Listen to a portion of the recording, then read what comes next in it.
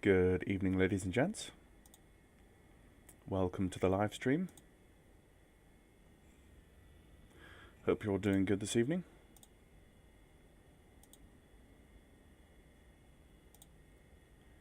And just making sure that everything looks okay. I think my volumes should be okay.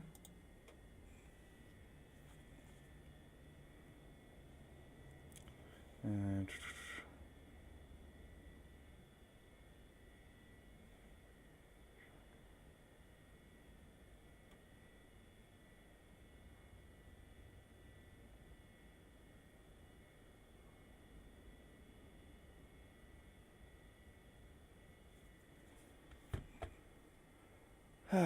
right. Let's get things sorted.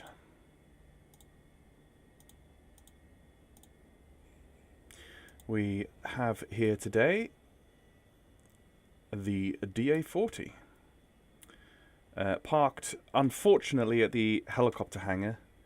There are no open spots over by the Pilot Flight Academy hangar. That is my mistake. Good evening. Oh, that's my live stream relay coming on. Okay, so this is scenery from Microsoft Flight Simulator 2020, which kind of works in 2024. There are some really weird runway dips or taxiway dips that I'm going to try not to fall into. But it's kind of 95% there, I think, when you drag and drop it into 2024. So that's just what I've decided to do for the moment. So today, or this evening, we're going to fly from here over to Notodden, which is another Pilot Flight Academy base of operations. Back when I did freelance for Pilot Flight Academy, the Notodden base hadn't really become a thing yet.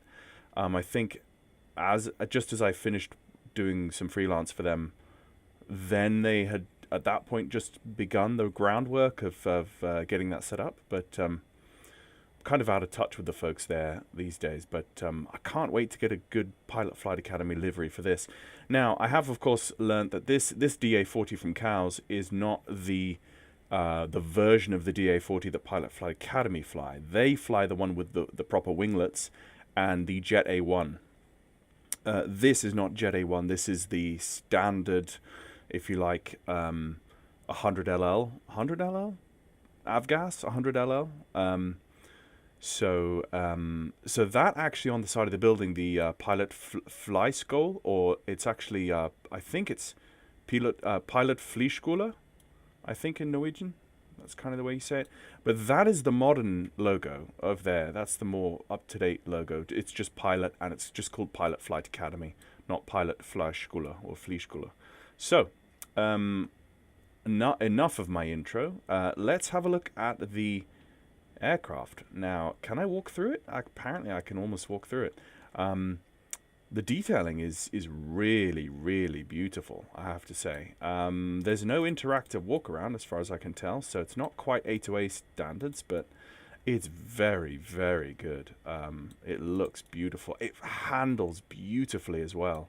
So I'm really looking forward to getting in and seeing how we feel. So for those of you watching the live stream, just say hi in the chat, just so that I know that the chat is actually functioning, and that my audio seems to be working okay as well. So let's jump in the aircraft. Control C, unpause track IR. I'm already getting familiarity vibes from seeing this dash, because I did sit in these in real life, and I went up to Norway a number of times years ago to film a whole series of training videos for Pilot Flight Academy.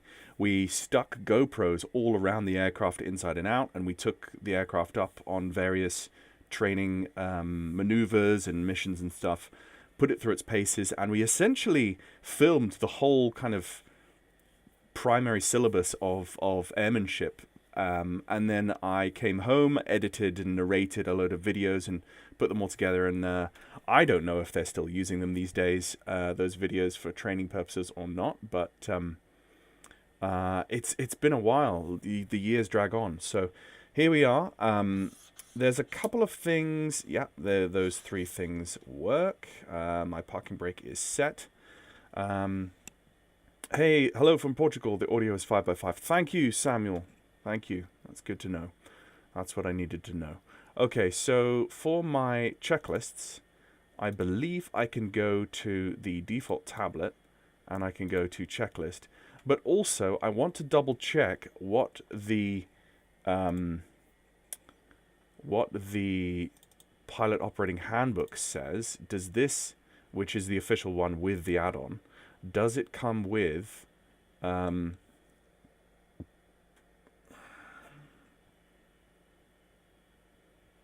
this doesn't seem to come with checklists, which is a bit of a shame.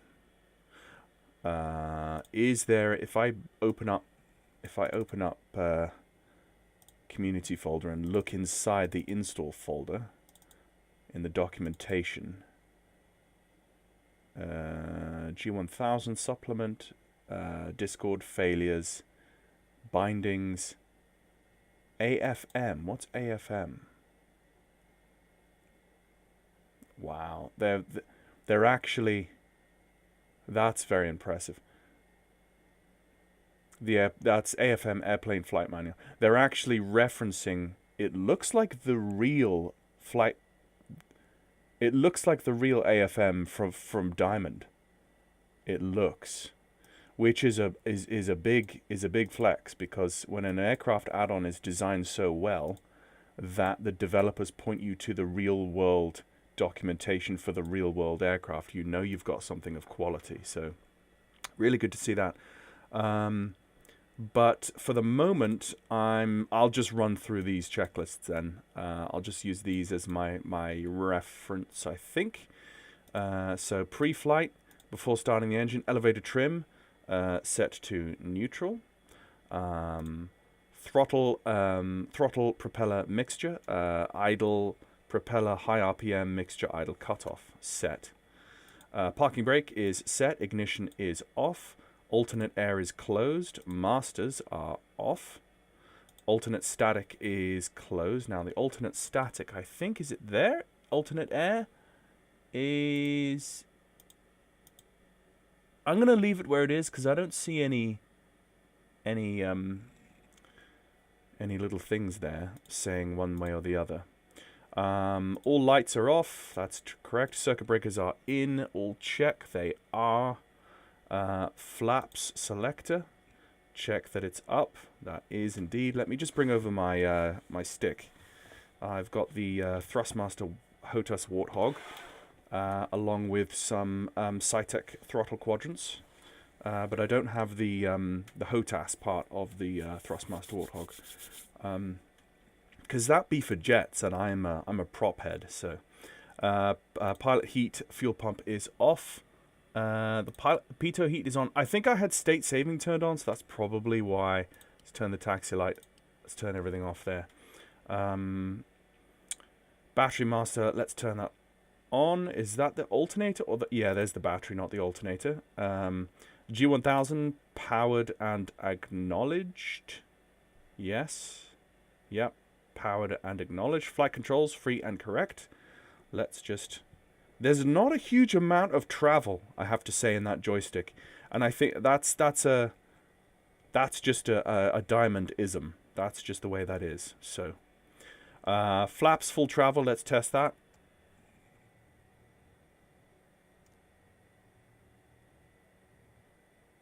Okay, so those are your 2 notches of flaps. They're electric flaps, much like the Cessna 172. There's up and fully up. So again, you can see you've got 3 notches or 3 positions. Up, takeoff and landing. And you've got lights on them and a knob. So really what the cool thing about the DA-40 is that it's so simple. It's the controls interface is very streamlined, very simple, very straightforward. Really helpful for a student. I remember being very impressed with the DA-40 and the DA-42 when I was up at Pilot Flight Academy. It's only a dual-bladed prop. I believe the ones that Pilot Flight Academy actually have are triple-bladed props. So, yeah, I think the default DA-40 for MSFS 2024 is one of those versions. So one day I should compare the two. Flaps, we have checked those, and fuel selector needs to be on lowest tank. Now, for the fuel, it's the left side, so the left is on the lowest tank, yeah. So, the engine start checklist. Hello from Vail, Colorado. Hey, cool. Patrick D. Does your name ring a bell? No, I don't. No, I thought I maybe saw a user with your name recently making a comment, but I don't know. Maybe not. So, engine start checklist. So, let's start up the engine. It is going to be, I have to say, -3 Celsius in Torp at the moment, in Sandefjord. That's where we are. Torp, Sandefjord. And it is a beautiful place. Genuinely very stunning. I love this place. And I really enjoyed flying here in real life. So, or being flown around in real life, actually. I did have a few moments at the helm of a Texan T6 over Torp Sandefjord, actually, years back, with the general manager of Pilot Flight Academy in the front seat, of course, I'll add. But there we go. So it's -3. There is 5 knots of wind straight from the north, straight down the runway. So it's going to be a departure from 36. So engine start. Doors are closed and locked. Where is the close? Yes, it's this bit here. You pull that open. Yeah. And then you freeze your backside off because it's winter in Norway. And then you close it up again. So ACL strobe on. Why would we put the strobe on? Why would we put the strobe on now? ACL. I don't... Okay, well, let's just do that anyway. Throttle, open 2 inches, which is about there. Fuel pump on. So what we want to do is put the fuel pump on and then mixture full rich for 3 to 5 seconds. Oh, sorry. Click that by accident. 1, 2. Oh, wait. 1, 2, 3, 4. Okay. Mixture. Okay, throttle. Bring that back to about 1/2 inch, right? And then propeller area, we shout clear prop and make sure no one is around. Ignition key, start, max for 10 seconds. And, oh, I keep clicking that. And then when the engine fires, mixture full rich. Ready?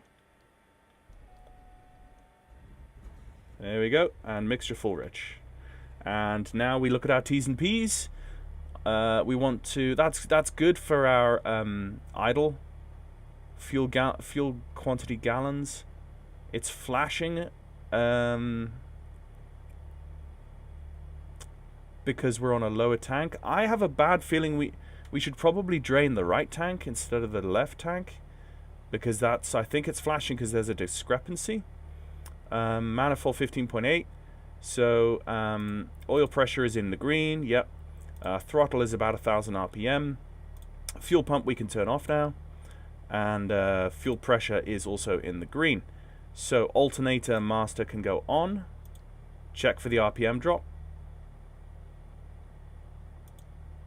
Yeah, there was a little RPM drop. Yeah, you saw that. Voltage, electrical load, check. The voltage, electrical load, I'm not quite sure where that is. Also, press enter to continue. There we go.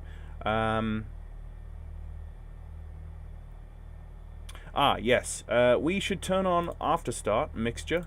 Ground. Let's lean for ground operations. Lights as required. So let's turn the taxi light on to begin with. Standby horizon caged. Pull to uncage. There we go. And just let that settle. Flaps to take off. And pitot heat test. Annunciator plus amps off. I don't know how to do a pitot heat test, but I'll turn that on. Avionics master can now go on. Transponder code. It's 7,000 for general VFR work. We're going to go IFR work, so let's go 1,200 actually.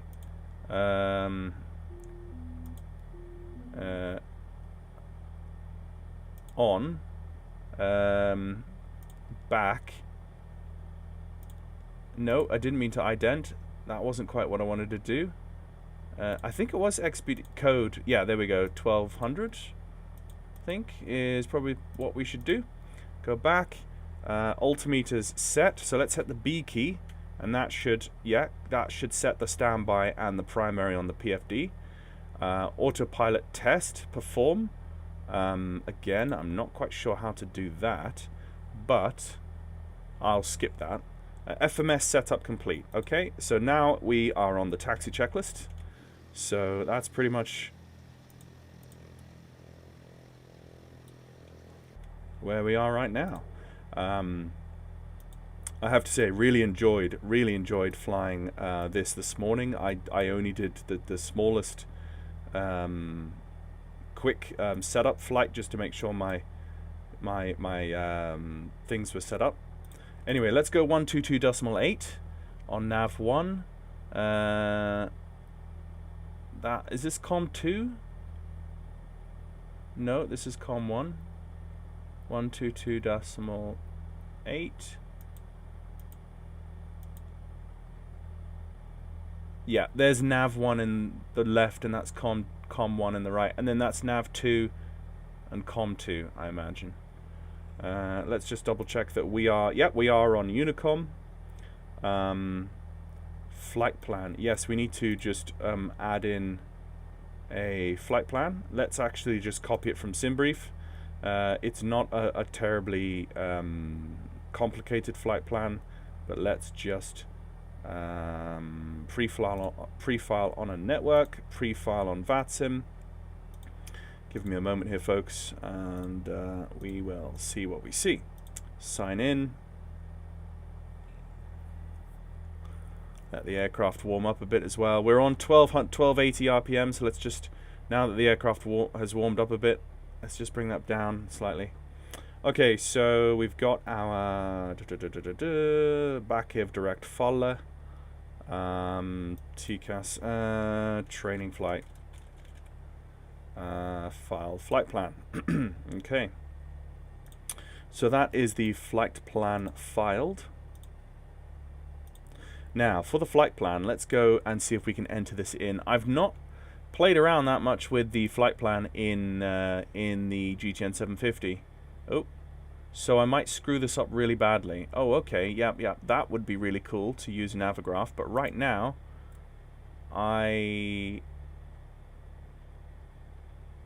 there we go.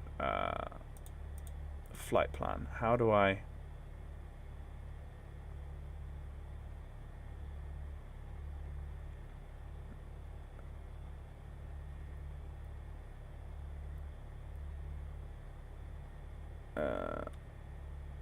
no, I keep... How do I input a flight plan? I have a... This is...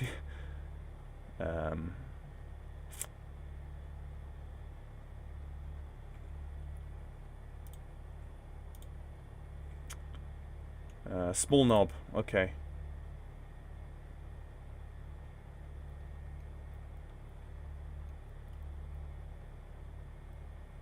Bottom right.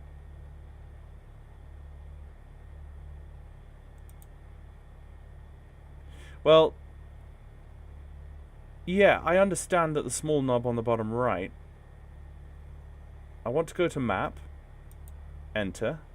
Oh, okay, enter actually, I think is the way. Waypoint. Enter.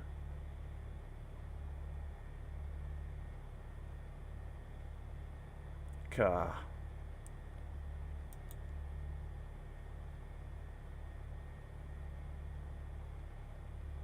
Okay. Active flight plan. Enter.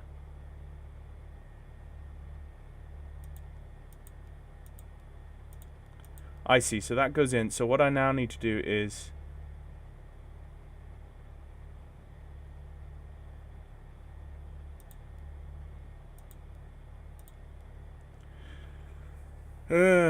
no, try the big one. I need to learn this. Again, like, you guys know me, my whole YouTube channel is about analog steam gauge stuff. So I have a huge amount to learn. What I'm gonna do, you know what I'm gonna do? Ugh, I might as well just fly without the G1000 and just fly heading hold sort of thing. I'm considering doing that. Try and click the small button to type. Yeah, that's what I'm doing, like I'm trying to click the end. Oh, no, there it is. Yep, now it works. Okay, origin. So now I can't type on the keyboard,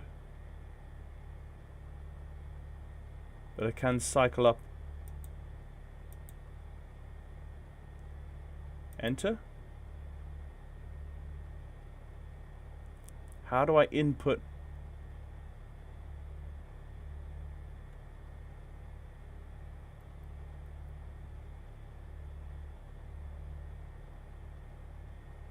How do I input data?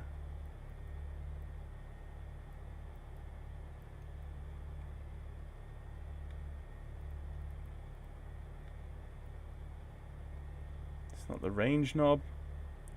Enter. FMS controls. Origin. In. No, that just... To slew characters. Big knob to slew characters. That's what I'm doing. It's going up and down, but it's not going into and slewing those characters. Let me just pause track IR in that position so I can move my head again. Let me see. VS. No, I don't. Is it this middle one? Use the lower right knob. Yeah, that's.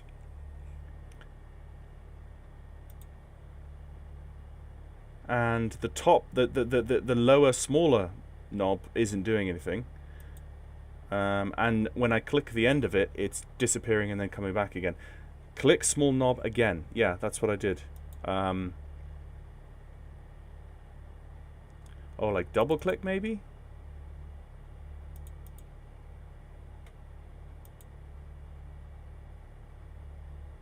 Oh, that's the big flight plan. Okay. Use the small one. I'm using the small one. The small one isn't moving anything. It is okay. It is now. Hang on. Flight plan. No. Give me flight. There we go. Okay. No. Oh, screw it. Flight plan. Okay.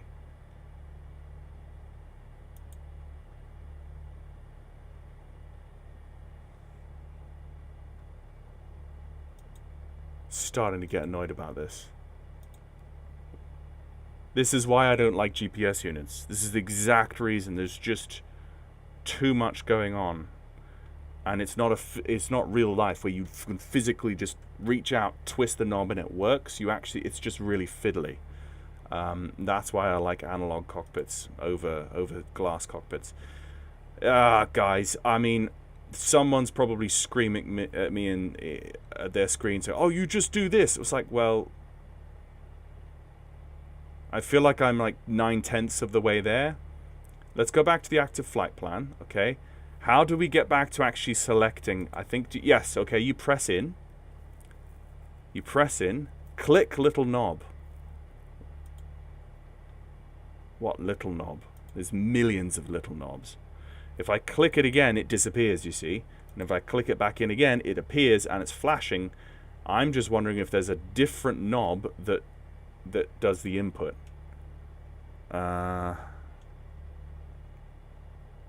Enter to go in. No. Menu. Right, I was saying to highlight it. Okay, yeah, it's highlighted. So collapse airways, delete flight plan, invert flight plan. Don't want any of those things. Sure, it's no other knob that's... What I need to do at this point, rather than waste your time... Waypoint information. Okay, rather than waste your guys' time, what I'm going to do is come out of this. Press enter to accept. Enter, whatever. Now, how do I get rid of this window? Okay, right. Rid of this window. There we go. Right, I'm gonna leave it there, and I'm literally just gonna fly heading hold, because it's a live stream where we're just having fun with the aircraft. And what I need to do. Listen to that audio change.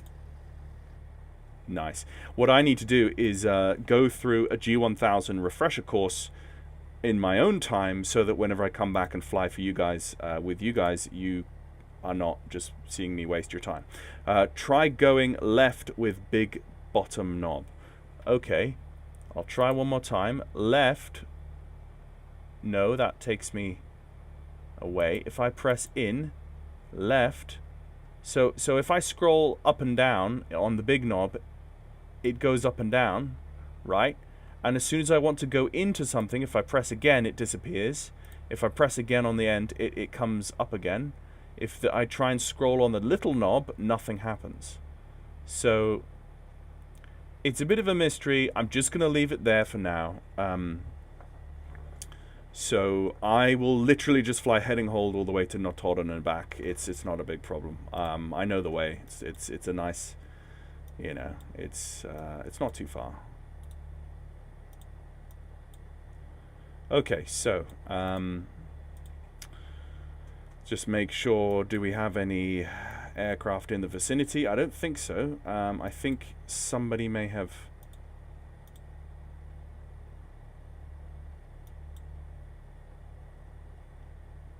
Yeah, there was an AT-45 that took off, heading for Billund, and we are the only one on the ground at the moment, so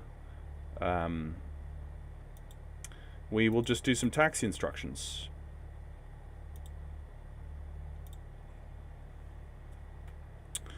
So it's going to be Torp traffic. Torp traffic pilot 65 Juliet is going to be taxiing to runway 36 for northwest departure. So Torp traffic, good afternoon. Pilot 65 Juliet is taxiing to runway 36. Torp traffic. Okay, so we've got taxi light is on. Let's bring back our checklist so that we keep abreast of that. Taxi checklist, fuel selector should be now on fullest tank. Okay, that's good. That should make our fuel quantity flashing happy. Taxi light is on. Parking brake is, we're going to release that, and it will start rolling forwards. And brake test, brakes are tested, and flight instruments check. Before takeoff checklist, we will do presently. So let's just edge forward. Now, there is no nose gear steering in this thing. It is literally your toe brakes. Your toe brakes do the steering, and the front wheel is like a free castering nose wheel. So in order to brake, you simply use your toe brakes, which is cool. It gives the DA-40 quite a nice sort of, I don't know.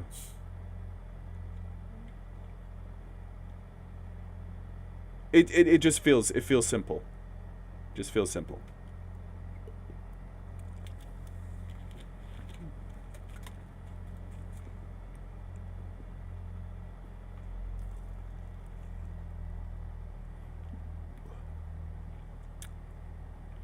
So I think we probably would have the space to take off from there, but I want to taxi all the way down to the end of 3.6. See, those are the DA-40s they have with the winglets. Oh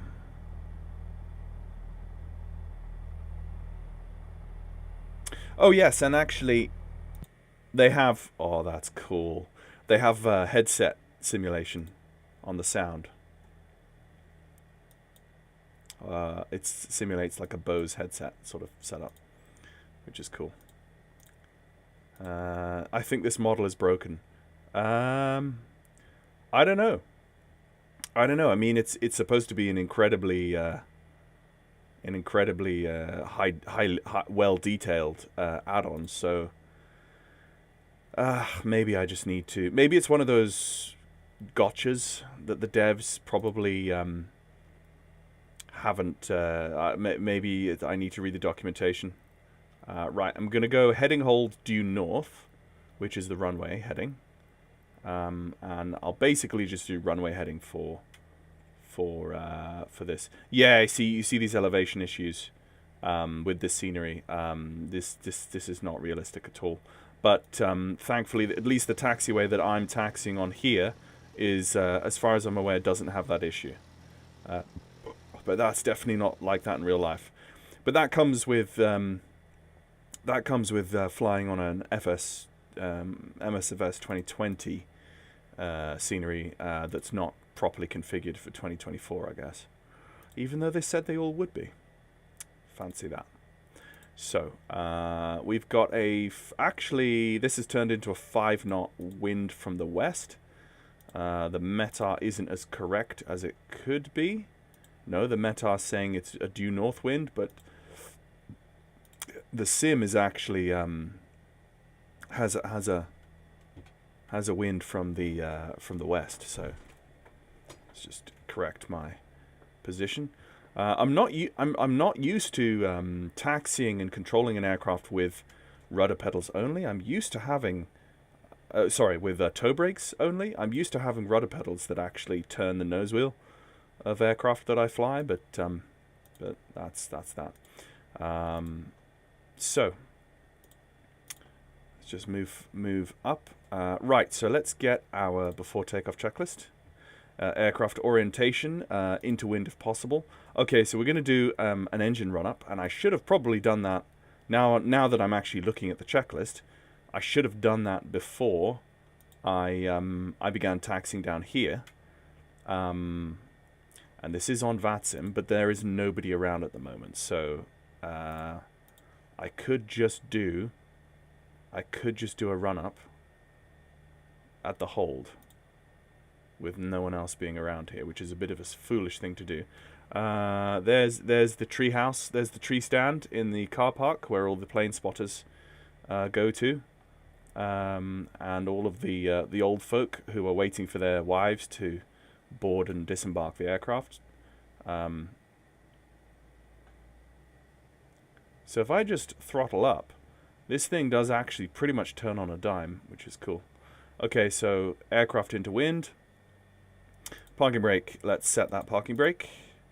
Engine instruments in the green, hot oil maybe in the yellow. No, the oil temperature's fine. I mean, it's quite cold here these days, so circuit breakers, check. They are all in. They are. Doors are closed. Mixture full rich. Throttle 2000 RPM. Let's put that up to 2000 RPM. 1800, 1900, 2000. Propeller, cycle 3 times.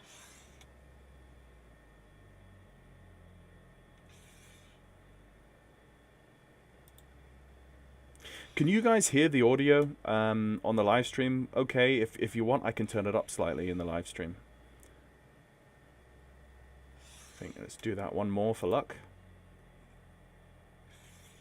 That works well. Magnetos. Okay, so check. Max drop needs to be 175. So let's go left. Yep, there was a drop. Back to both. Coming back to 1990, and let's go right.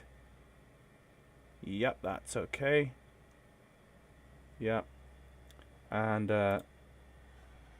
idle the throttle. And that is a smooth running engine. Yep. Okay. Let's get the fuel pump on. Trim, flaps, flight controls checked. Okay, lineup checklist. Let's take the parking brake off and get lined up. Lights need to be on. Let's turn the lights on now as we make this turn. Position needs to be on. Transponder is on alt. Transponder is on alt. Like so. Pitot heat is as required. It definitely needs to be on today. Parking brake released. So let's just make the call. Torp traffic, pilot 65 Juliet is lining up runway 36, Torp traffic. Let's move across the threshold now. We've checked that everything, the approach is okay. Let's not just throw ourselves forward here. Let's get this RPM back down to taxi speed. And I'm just not used to oil pressure. The oil pressure is low. Yeah, that's okay because it's on idle. I'm not used to taxing, like I said, with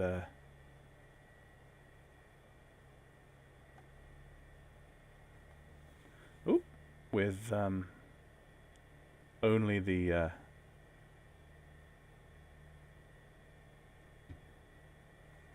let's just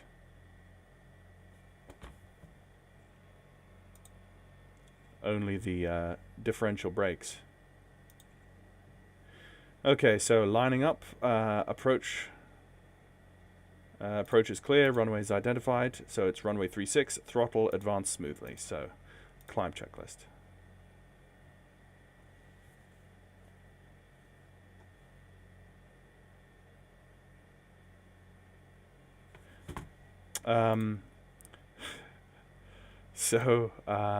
We're going to be taking off. Torp traffic, pilot 65 Juliet taking off runway 36. This will be a northwest departure. Torp traffic. Okay, here we go, guys. Let's go. Advancing throttle, and let's just use a little bit of differential braking until the vertical stabilizer and the tail plane starts to become effective. Up through 55 knots. We're going to rotate about 60 to 70 knots. There we go, 70 knots rotating. And look at that. Isn't she beautiful? Oof. Torp is also, I mean, I was talking about both the aircraft and the scenery. So there we are. So coming up through 70 knots, let's just flatten out a little bit. Gain 80 knots. Let's go flaps up. So the flaps are up. RPM is 2400. The RPM, let's bring that back to 2400.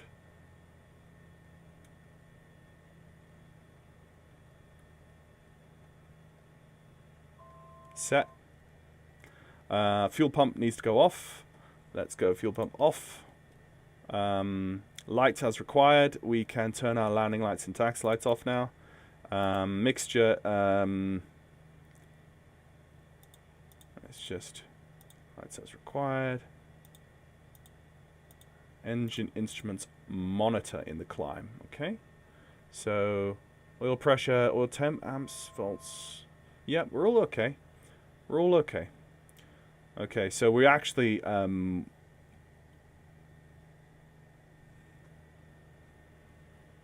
it just looks so beautiful, guys. And it just I'm having such flashbacks to Norway. It's lovely. Okay, so I'm just gonna trim down slightly. Let's put the autopilot on. Autopilot's gone on. It's gone to roll. Let's go heading hold. And let's go. What altitude should we set? Where's the altitude? There's the altitude. Let's go. I was going to go up to 6,000 today. So let's just continue in the climb. Let's say altitude. No, I want VS. There's VS. And how do I set the VS?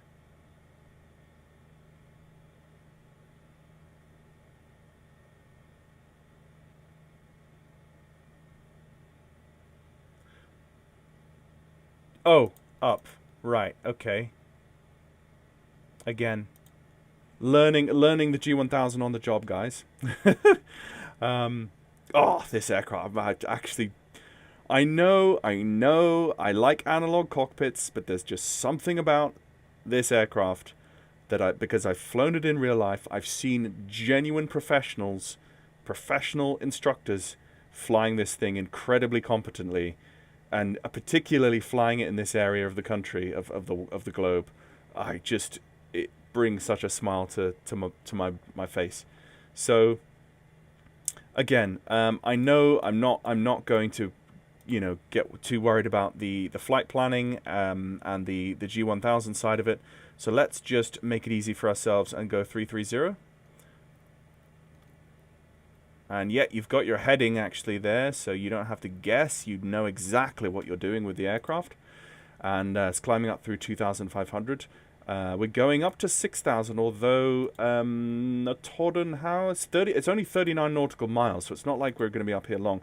Also, of course, I was aware we definitely are going to be thinking about icing today. And as you can see, we have no leading edge anti-icing. The DA-42s do, but this does not. So actually, it's going to be a fun test to see how the icing modeling is done as well.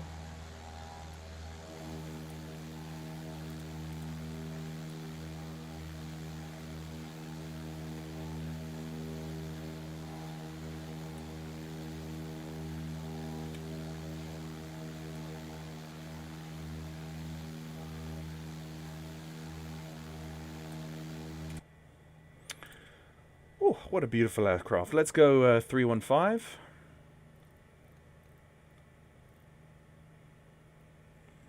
Which is a bit more what we want to do. So climbing through 3,000. Actually, it looks like the layer. We might be above the layer on 6,000. So let's just pause track out.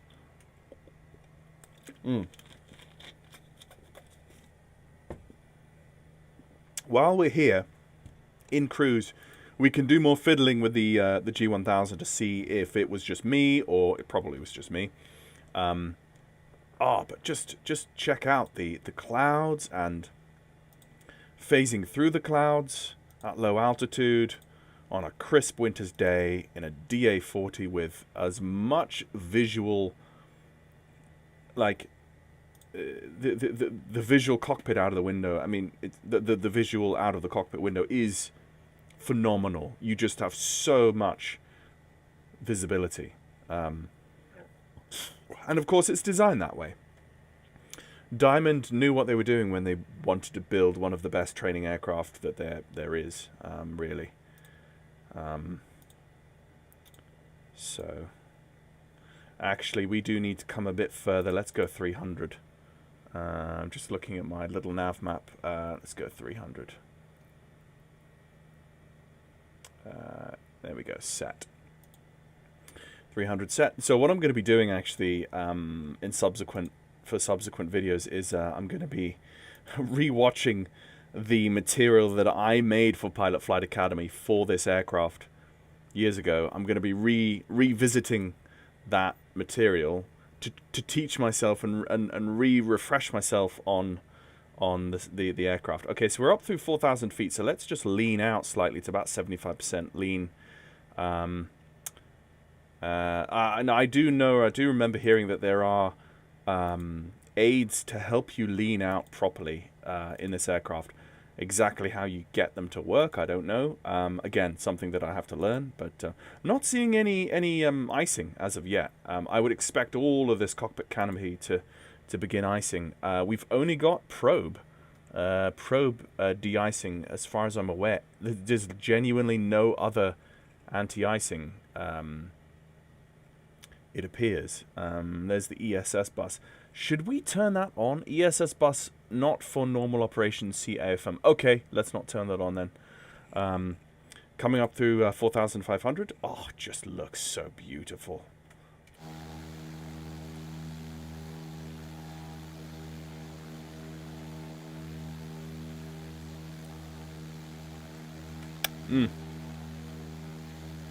What a little beauty. I have never been able to get the handle on the G1000s. You know what? Of all, I think the only, let's just tweak that RPM. I can see that RPM flashing away. The only nav unit that I've ever had success with is the GTN 750, the touchscreen. Even the G1000s are a little bit too much for me in terms of they're a bit daunting. Not to say I couldn't learn them. I've just never gotten around to learning them. And I've never loved, this is the thing also, I've never loved an aircraft with a G1000 in it enough for me to learn the G1000, right?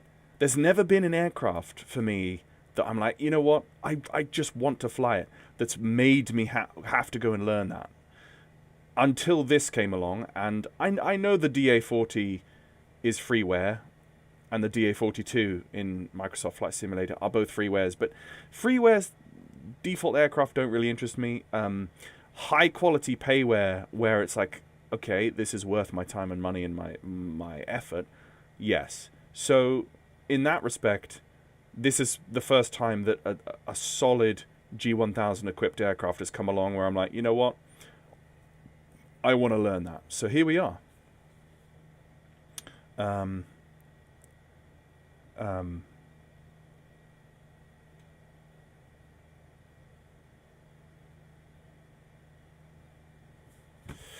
In flight plan, selected the field under origin and then click in the small knob in. Okay, well, we've got 500 feet to go. Yeah, we're above the layer now. We're above the layer, and with 500 feet to go, we'll watch the level off, and then we'll pull the, we'll go through the cruise checklist, and then we will have a look at that. So thank you for that. Oh, I can't wait to do more flying with this. I can't wait to do more flying with this in Microsoft Flight Simulator 2024. This definitely scratches an itch for me. It's weird when I think so many times I say, oh yeah, I only fly analog stuff. It's like, well, once in a blue moon, there are things like this that I'm like, yeah, I something about it. Something about the ease of a GPS aircraft is just like, oh, well, I don't need to guess where I am. I just know. Would I like to go there? Let's go there. It's right. Okay, so let's throttle back. Okay, let's go best power. So 100 Fahrenheit rich of peak. There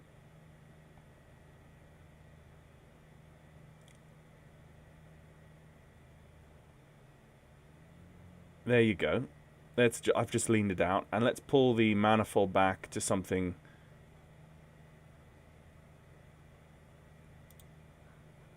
So the manifold's not. Okay, now it's coming back. Okay, let's go 20 inches on the manifold, just to be conservative. There you go. That's about 20 inches, and let's go 2100 RPM on the RPM, just to be. Just for the sake. Just for the sake of selecting something. So that's 20 inches and 2100 RPM. Best economy below 75%, peak EGT. Okay, fuel quantities checked. Oh, yes, hello. That doesn't seem like that's very much fuel. I wonder why there's a blue... I wonder why there's a green line, and then there's a gap, and then the green line continues. I'm going to have to read up about that. But it looks like we've taken something out of the right tank. We should now go over to the left tank to make that equal.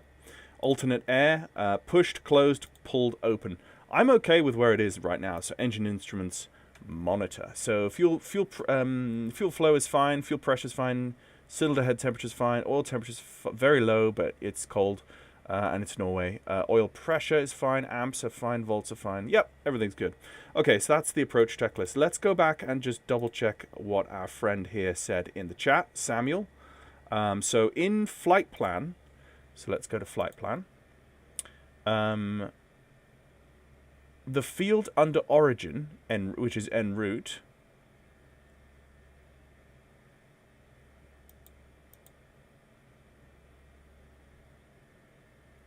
en route, click in. Nope. Oh, waypoint information. Okay, I don't want waypoint information though, do I? Go away. Okay, I can see that working. Clear. Press enter to accept. I want to get rid of that. Could you, excuse me, could you just go away? Waypoint information. I wasn't... There we go. Clear. Just keep an eye on my... Okay, holding 6,000 at about 105, 106 knots. That's fine. Oh my goodness, this thing is just so easy to fly. Okay. Let's try this again. Origin. I wanted to go to origin. I mean, if I can't set my origin, what else am I going to be able to do? Oh, goodness sake, going back to this again.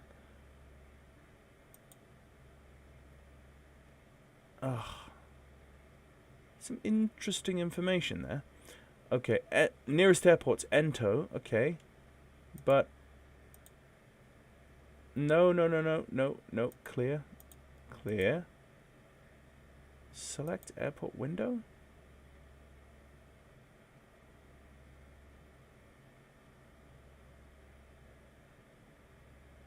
Oh, EIS is the engine panel. Yeah. Nearest flight plan. Okay, flight plan. Enter. Okay. No. Enter. No. Go away. Yes. Okay, I click the end. No, right under origin, above en route. Okay, right, I see what you mean. So you mean there, and then I press the middle. No. Oh. Okay. Let's try that.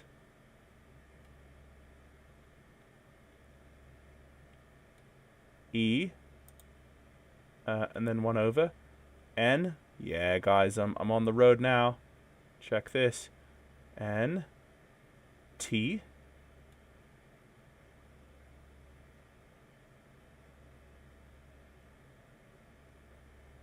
O.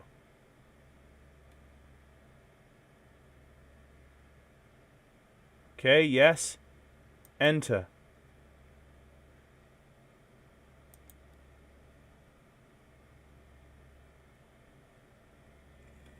All of that just to put that in. That's the reason I don't like GPSs. That you do all of that effort while you take your situational awareness off of your surroundings in a simulator just to do that. It's just too fiddly. But so that's Ento, but that's not the origin. The origin is just a dash and it says runway. No, actually no, that's destination. Ah, here we go. Right, okay, here we go. No. Whoops. Enter. Or nope. Oh, screw this. I'm so bad at this. Right? How do I... Yes. A, B, C, D, E, E, and then 2 N's, L, M, N, N, N, N, and then O.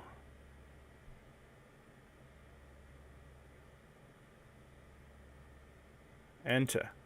Oh, yeah, check that out. That's what I wanted. Okay, right, flight plan. Right, so now if I zoom in, we have, I left Sonlefjord down there, and now we're going inbound enter, so it's drawn me a nice line. So let's just do that and leave it there for the moment. So I can see now that to go overhead the field I need to... and where's my wind vector? Does this give me an active dynamic wind vector somewhere? It should. Maybe it does on the ND. Is there any wind? Yes, there is wind. There's a 6-knot headwind. Where am I seeing my 6-knot headwind?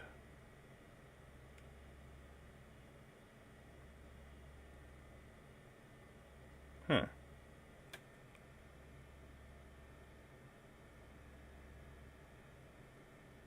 It's probably an option somewhere that I haven't turned on.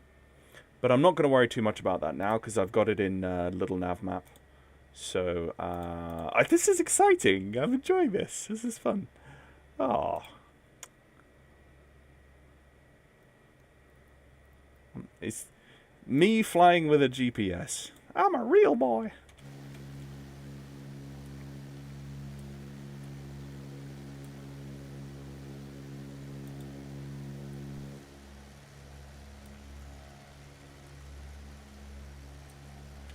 I look forward to flying to different places in Norway in this aircraft. Doing cross-country legs, you know, down to Billund, down to Sweden, up to like Trondheim and across to Bergen and, you know, various other places.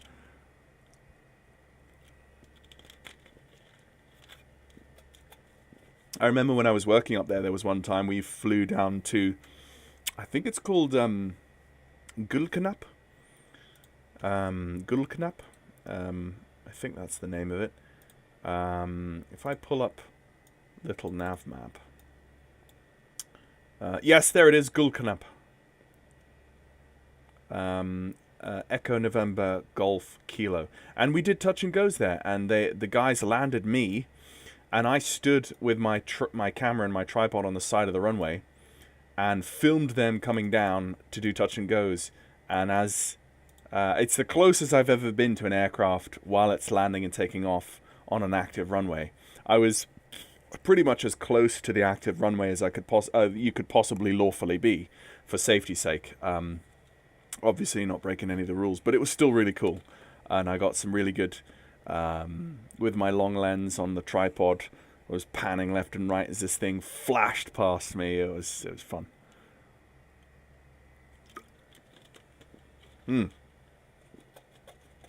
Now, I can see Notodden off below me, if I zoom in. That is the airfield. And the airfield is at the end of a long fjord that stretches down to here and has a river. And to approach it from the southeast, you would actually fly down into that fjord and along and through and then land on that runway. What we're going to do is we're going to go out to the west and come back in and then land using the ILS. So we're going to use the ILS, which is going to be fun. So, and it's an offset ILS. It's not straight down the center line. It's going to be QNH, not QNH, you idiot. It's going to be a frequency of 110.7. So let's put that in, I believe this is nav 1. So let's go nav. 110.7. There we go. And if I go CDI, there you go, lock 1. And then if I go, how do I change the How do I change the course? Ooh. Ooh, that's how it's done. Ooh. So it's magnetic 112. So let's set 112. You can actually see on the PFD, you can actually see the Notodden runway at the end of the water there. That's kind of cool. So that's 112.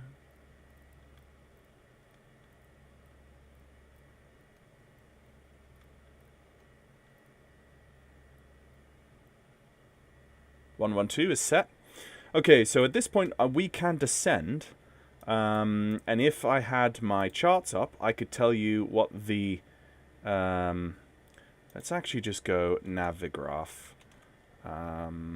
We could put it on the ND, but maybe we could actually put it in.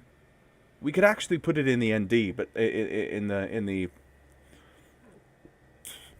I'm aware that there's so much more that I could be doing for you guys with this G1000, but if you guys know me at all, you know that I am definitely not a GPS guy, so I have a lot to learn in this respect.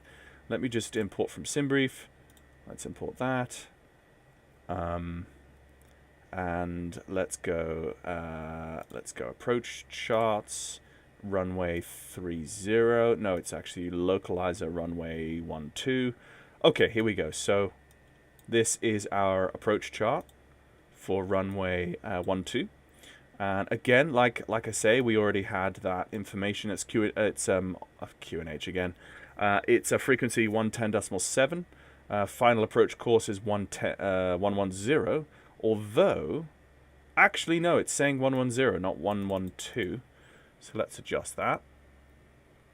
110 set, and we want to be at 4,800 feet. Actually, 4,100 feet looks like the beginning of the glide. So 4,100 feet is where I'm going to actually set that. So let's select altitude. Yeah, 4,100, and let's start by going altitude select and down. No, VS and down. Like so. And let's reduce throttle. And I know that with reducing the throttle, there's the airport there. I know that with reducing the throttle, we are going to, let's just go, let's go 300 outbound. With reducing throttle, we might incur a bit of carb icing as we descend down into these clouds, but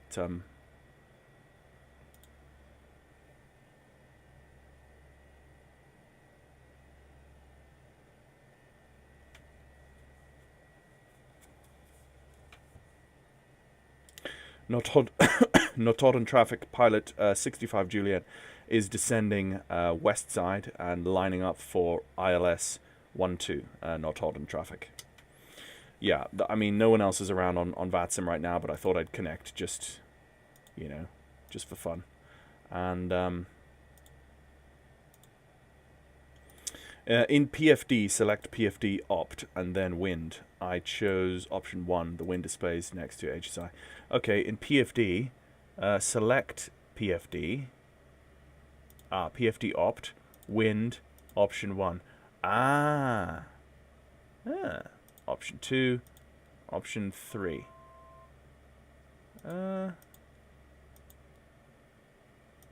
I quite like option 3 because it actually gives you the heading of the wind. So I'm going to go with that. Of course, today we've got good visibility, so we know that we can visibly assess if we're smashing into mountains or not. But interesting, I'm not seeing any glide slope indications there yet. Makes me wonder if I've done something right. Let's just now go the same reciprocal outbound heading of the ILS. Yeah, so that was 1,000 to go, oral warning. So we've got a few more 100 feet to go before hitting our level off. So this looks like it's going to be a tailwind on the approach. The METAR actually says otherwise. The METAR says it's variable at 2 knots with a negative 7 degrees Celsius. That ain't pretty. Let's just hit the B key and set the altimeter, which should be 1009, which should be there. So let's do that. Okay, we're capturing, and let's see how that goes. Okay, capturing.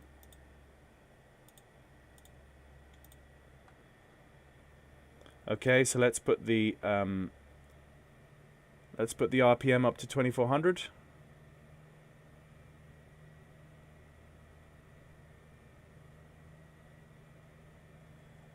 And then let's just slowly increase manifold.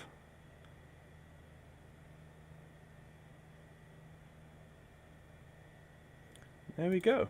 Yeah, so localizer 1, lock 1, that's what we should have, but we don't have a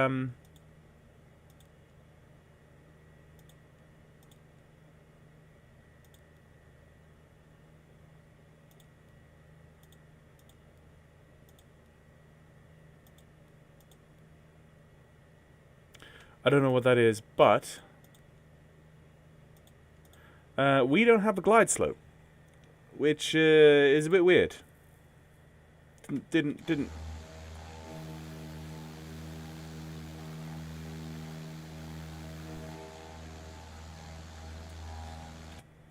Yeah, that's kind of weird to me. Okay, I've got to throttle down here.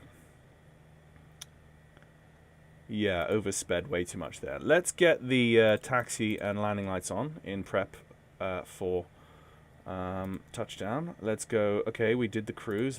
We engine instruments we monitored and mixtures we adjusted. Yep. Approach checklist. Fuel selector. Fullest tank. Actually, we're level right now, so I'm going to leave it where it is. Parking brake released. Yes, that is. Lights as required. Fuel pump needs to now go on. Landing data is received. Altimeters have been set. COM and nav FMS have been set, and power is set. Final approach. Flaps RPM mixture. Okay. Yeah, so I'm still not getting a I'm not getting an active glide slope, which just doesn't make me feel the happiest bunny. Maybe I need to go and give it. Maybe I need to just run the approach and see what happens. Oh, maybe I need to hit approach mode. Maybe that's what then brings up the... where is the approach mode? There it is, the approach mode. Maybe when hitting the approach mode, and now I'm actually slowing down too much. Let's attack this and engage this localizer. Is the nav 1 frequency correct? Yes, it is correct. You can see it. The lock bar is. You can see the localizer bar is correct. It's tracking as it should. And this line of GPS points is the localizer, so I'm going to come and see it soon. Yeah, it's 110.7. Oh, what have I done? Yeah, it's 110.7, and it's NT, which I think is for Notodden. Okay, there's the localizer. Let's hit the approach mode, and let's see what happens. Do we level out?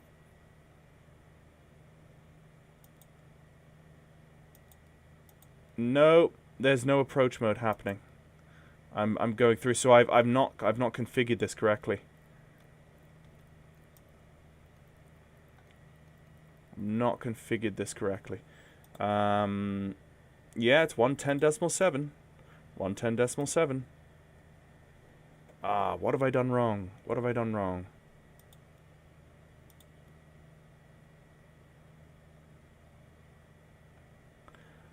I can see the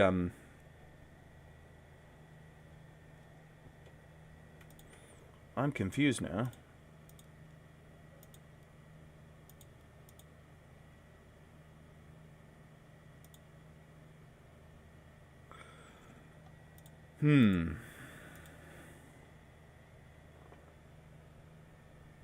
There's the localizer, but whenever I hit approach, it's not arming approach for me, which makes me think that...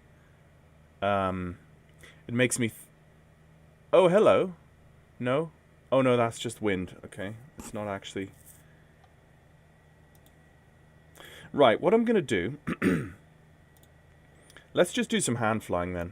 Let's take the autopilot off. And let's just do some hand flying. So let's actually just follow the localizer down, because at least we have the localizer on the PFD. And let's just follow it down. So let's go final approach, mixture full rich. RPM needs to be high RPM. And the flaps then need to come to the landing configuration when on final approach. So I think we're just going to be kicked around a bit here until we get lower.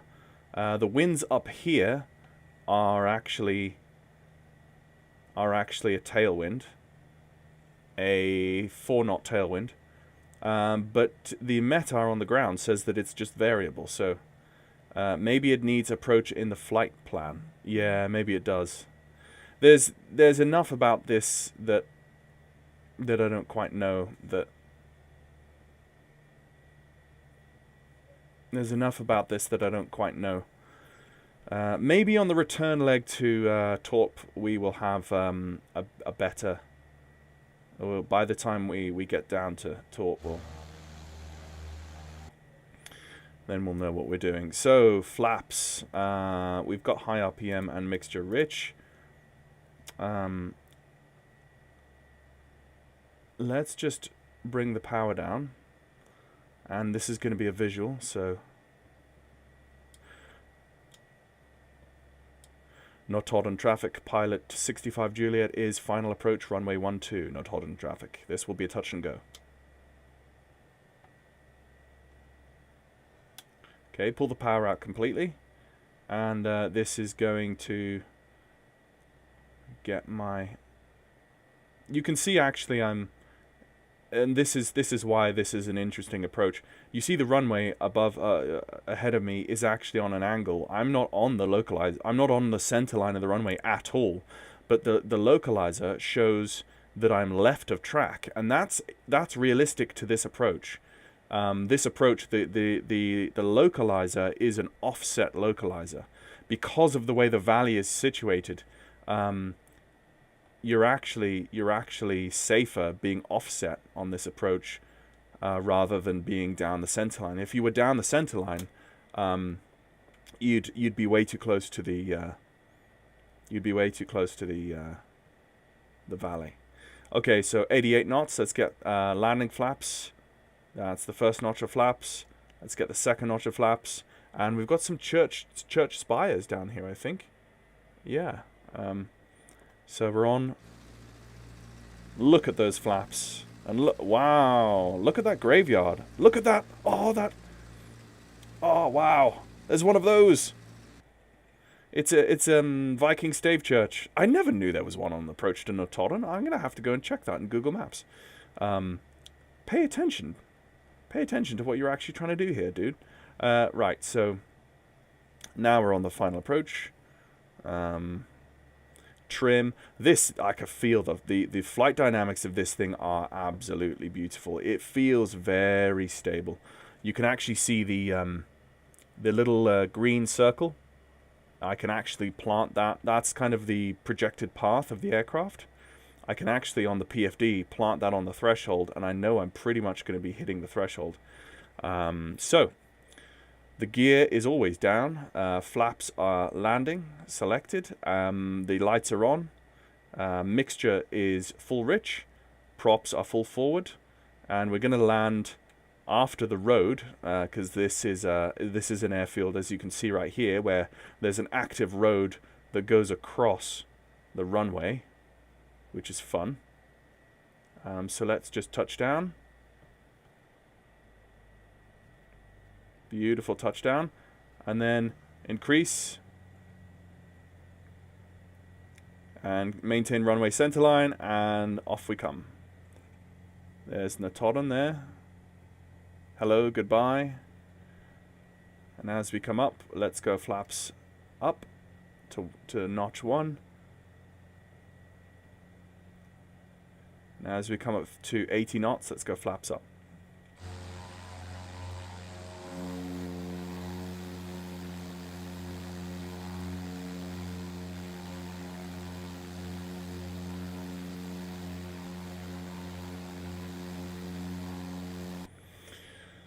Ah, this is a beautiful aircraft. Let's trim. Trim nose down. And maintain that climb. Just keep on the... let's keep on the manual autopilot here for a minute. She's very stable. Like, hands off. I'm hands off now. So let's do the climb checklist again. Flaps are up. RPM 2400, let's bring that back to 2400.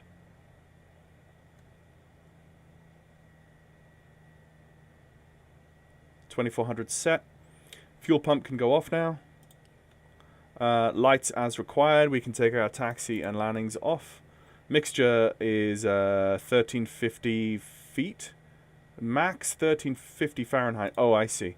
Well, let's bring that back to 75%. Which is usually my general setting, upwards to 3,000 feet. And then engine instruments monitor. So, I see. I have a feeling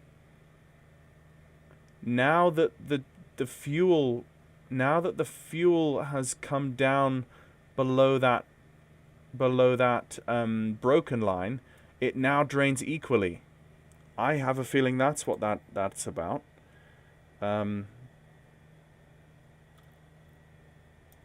Learning so many things. Oh yes, you just press it to sync that with your current heading. That's cool. So I'm just going to follow the contour of the fjord. There's Notodden.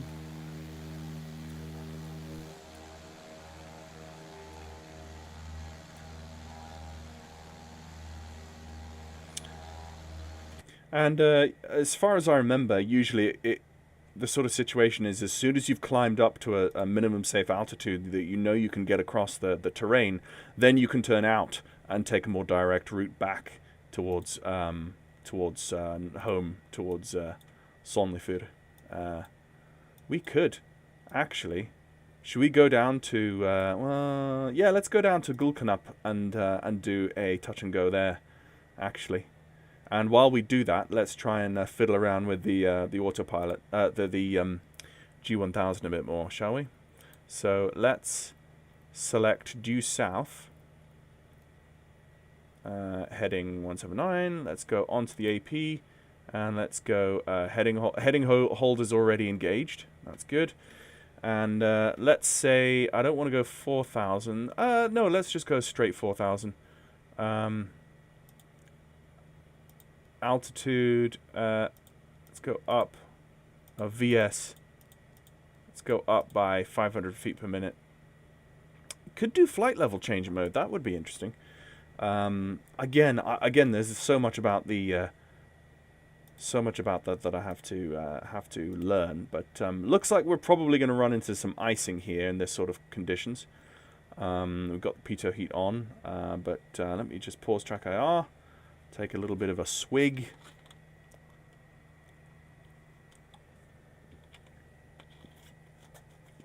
So,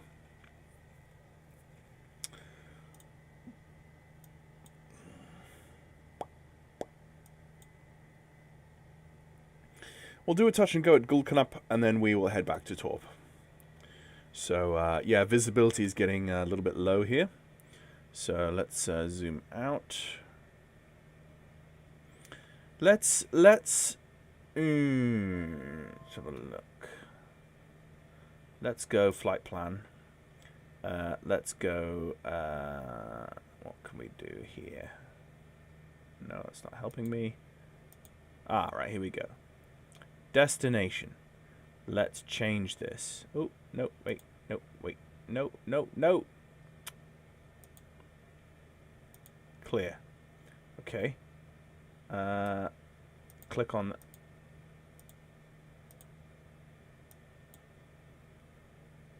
I just don't know what I'm doing. Clearly. Oh, for goodness sake. I need several flights under my belt with this before I even feel like I know what I'm doing with the G1000.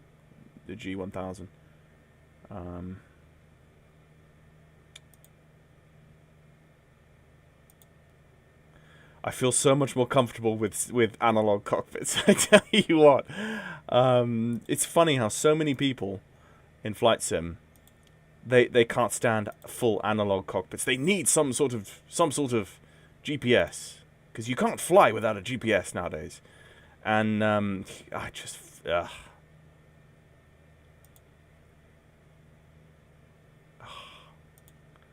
just trying all the different.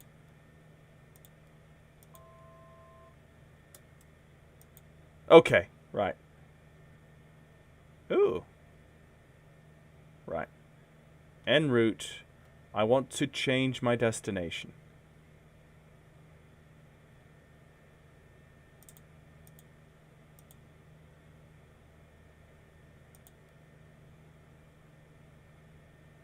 How do I change that again? Do I go enter?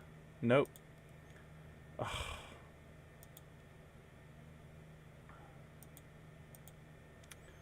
How do I change that again?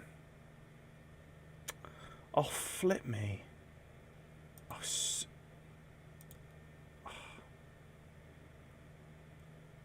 nope. No, I didn't figure it out. You can choose departures. I just... Oh, it's so frustrating. Like... If it was real life, you could just reach over and just do it. But in Flight Sim, you have to fiddle around here with your mouse cursor. And how do I change that user field? Enter? No. Go back to flight plan. Twiddle the big... No. Okay, now it's not doing... Oh...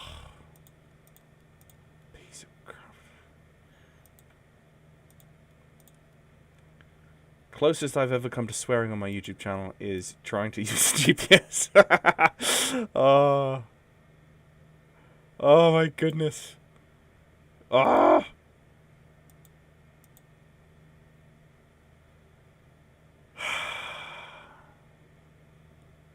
How do I change that?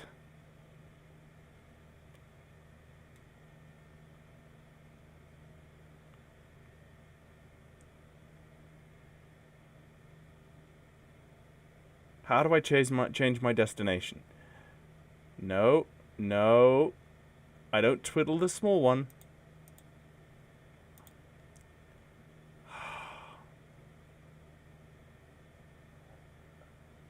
No, I'm just going round and round in circles. Enter? No. Why does it go back to this? Okay.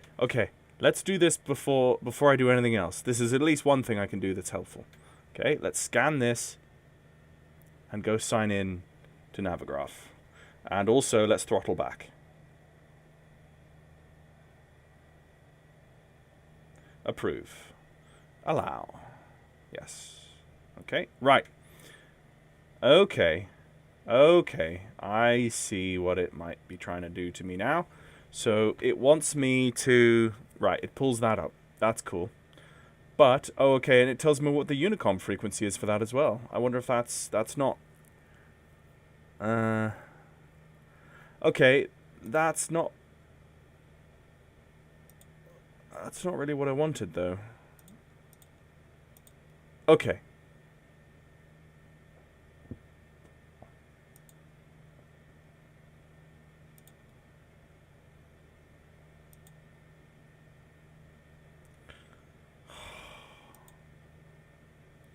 Use big knob bottom right to change letters. No, it's not work. It's Hello? Okay, sun is back. That doesn't make sense though, because it's just not doing that. So, okay. If I click the end of the knob, the selector comes up, right? If I click back, if I click it again, it disappears. So I understand that functionality. The big level of the knob allows me to change what I want to change, right? So I've got it flashing over ENNO, and I want to change that, which is my destination, to Gulkanap. How do I change that when you had the destination selector? Go back to the last screen. You have to click it, okay? You have to click it. How do I click it? Because if I click the end of that key, it's going to disappear. And if I click it again, then it's going to be selectable. So how do I try big and small? Well, I tried the small. That just brings up set runway, which I've already done for like 50 different times, which I don't want to do. Let's go back to ENNO. Any other... Let's make sure that I'm in the right direction. Yeah. Any other...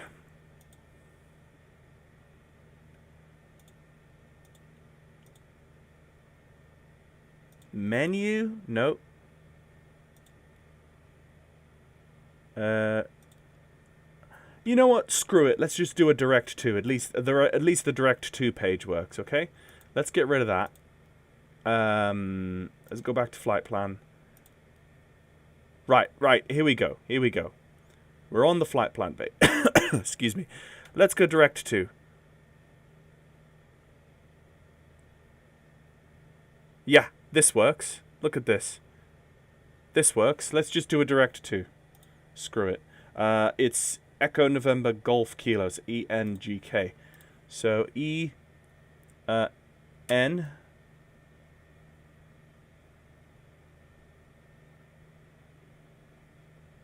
G K.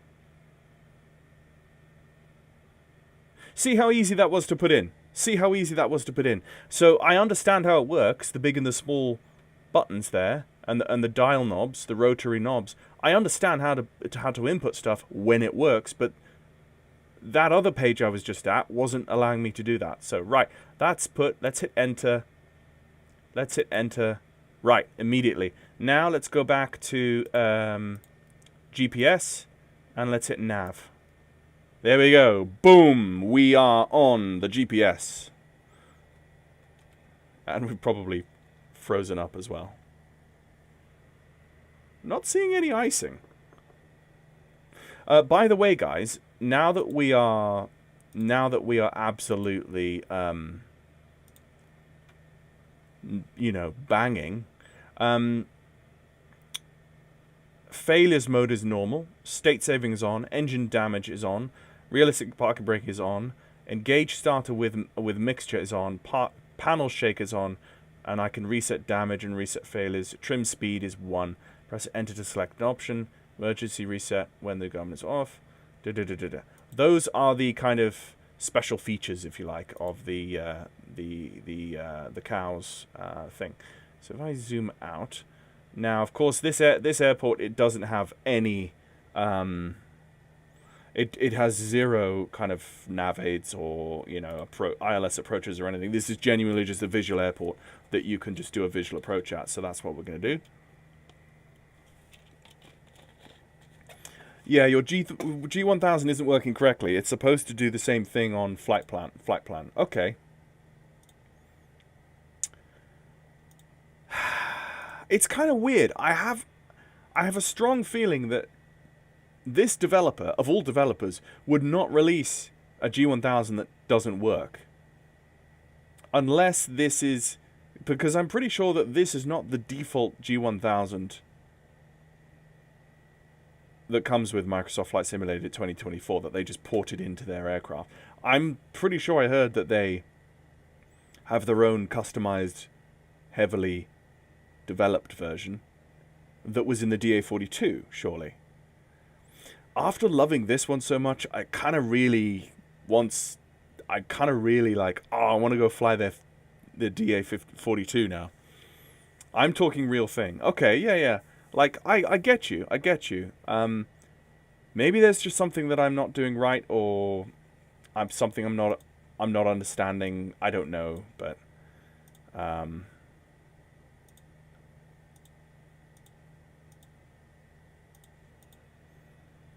it is looking good though. Just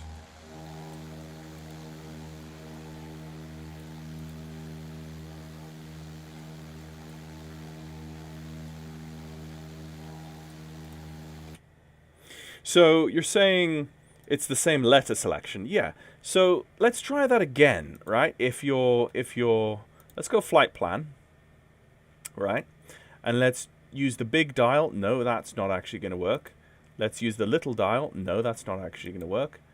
Oh yes, you press the end of the knob, and the big dial lets you select different fields, right?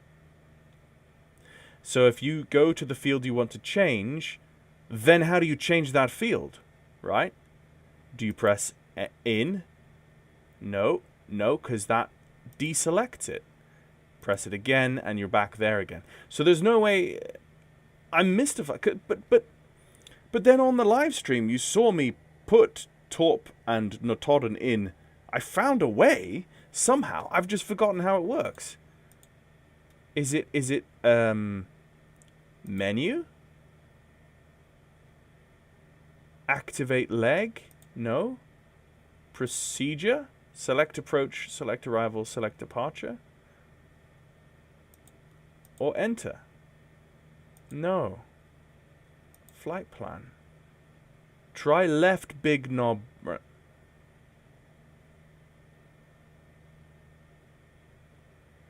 So you try scrolling left. You mean scrolling downwards? Okay, let's go in. Yeah, it's the same thing on one side of the knob versus the other side of the knob. They both do the same things. I'm just using my middle mouse button to scroll up and down. Bottom right. Yeah, this is bottom right. Scrolling left, bottom right. Oh, hello. Wait, what have I just done?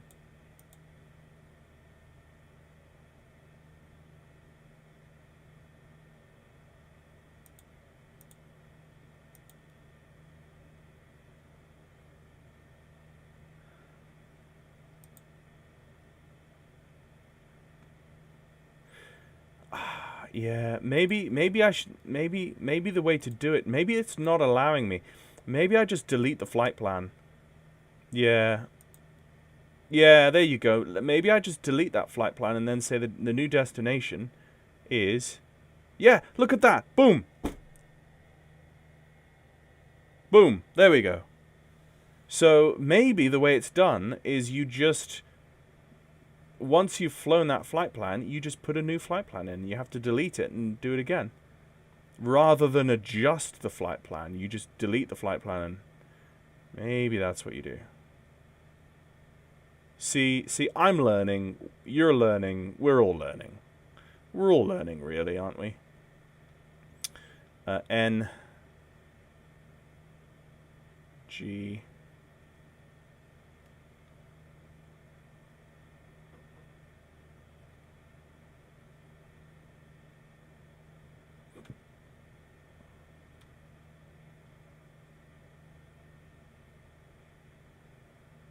There you go. Enter. En route. None. I mean, I don't really know what we did that for, but we did it. So, I guess I'm just learning how to input a flight plan in the middle of flying. Ultimately, I'm going to have to read up on this aircraft and find out if they have like a SimBrief import feature. Because when I get into cross-country flights with this, that's going to be a lot of fun. So, oh, fuel selector. Got a bit of a discrepancy there now. Yeah, so I wonder if there's a way in which map optimum, VNav profile, cancel VNav, VNav direct, charts. Oh, it brings me up the Giuseppen chart for Gulkanup. That's nice. Cool. There's so many things this does. It's like it fries an egg for you as well at the same time. It's just crazy. Just too many things. Just give me an analog. Just give me a flippin' gauge that says something. And then I look at it and I know what I want to know. You know? Oh, dear. If you highlight the line above destination, you can scroll the same way to enter waypoints. Yeah, so... I mean, I'm sure I could put in an entire flight plan with waypoints and airways and altitudes and all of that fun stuff. And I'm sure at some point I will learn to do that properly. But also for those of us who have a life as well, it would be nice to know if there's a SimBrief import option, which I don't know.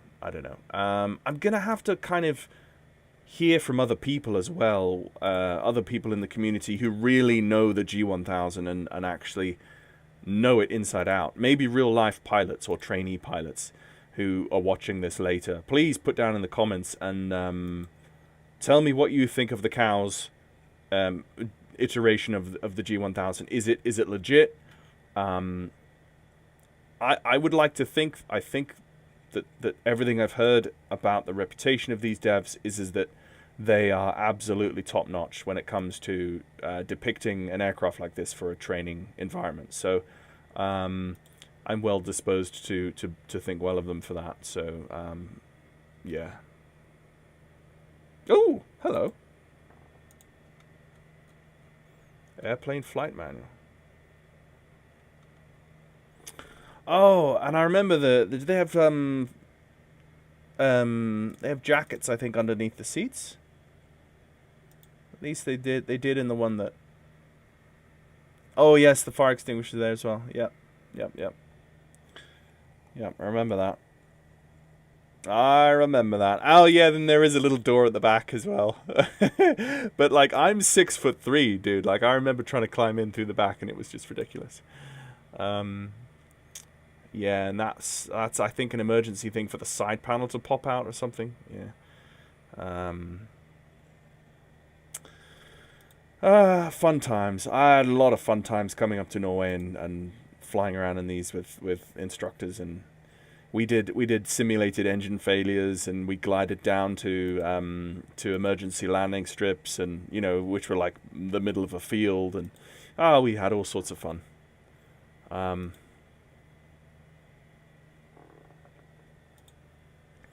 It genuinely does feel nice to be back in this flight deck and just flying around Norway. I feel so familiar.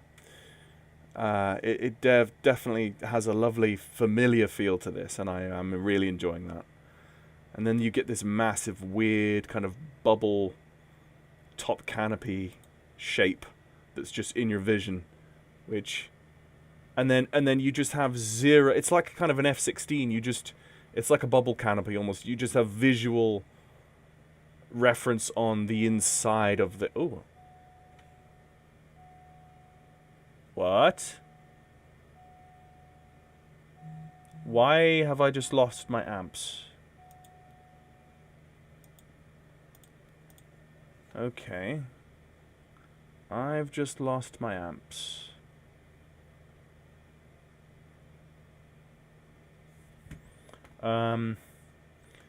That's not good. Oh, maybe that's just like a genuine failure that's happened. Ew.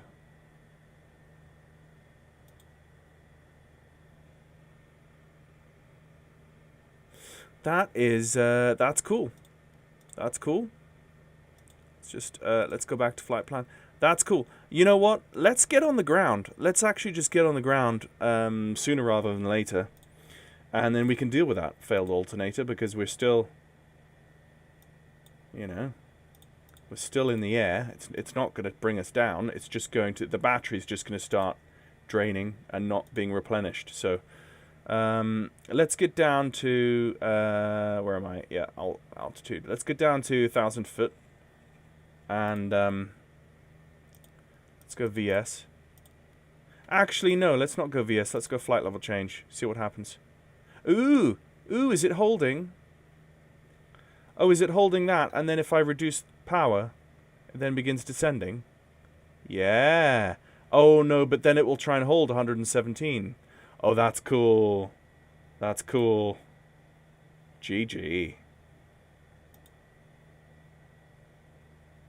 Oh, that's cool. That's so automated. It's just so computerized and... Ooh. You know? Nothing like what I'm used to flying. So, like, you can completely control your descent on your power setting. So it's like 850 feet per minute. It's like, okay, do I want to make that 1,000 feet per minute? Let's just pull the power out a little bit more. And see what happens.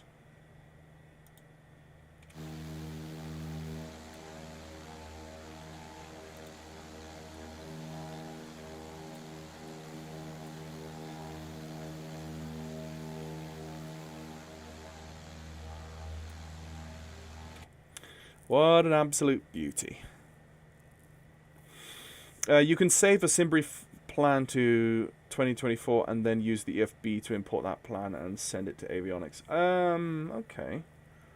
Save the SimBrief plan to... Okay, that makes sense. So save it from SimBrief to the default flight planning tool of 2024 and then from there import it into here. I guess that makes sense.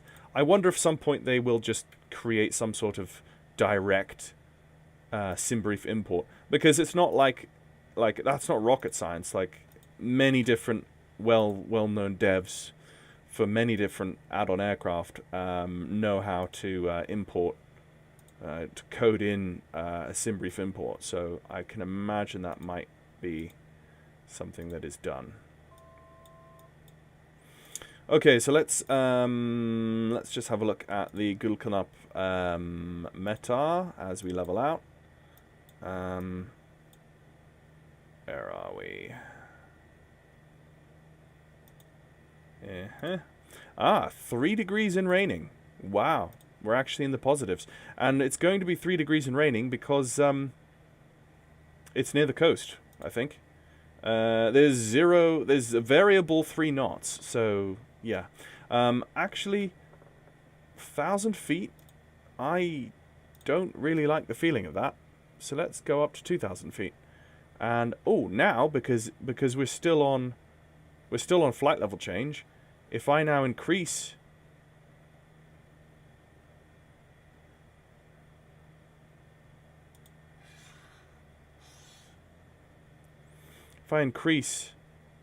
thrust, let's just put no, let's keep the RPM at 2,400. Actually, I think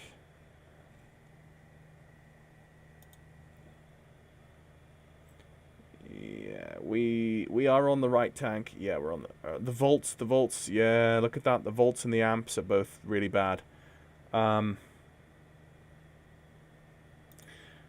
I feel like I should get on the ground. Actually, I feel like this should be a full stop. You know what? Screw it. I'm gonna pull off VATSIM because nobody else is on VATSIM anywhere near I am, and this is the first time I've flown this aircraft and I want to give it my full attention. So let's just go up to 2,000 for the moment. We've still got a little ways to run. How much further do we have to run? We've got doesn't tell us how much further that is to run. We're just under 10 nautical miles band, but it says ETA 4.25 minutes. Why isn't it telling us the...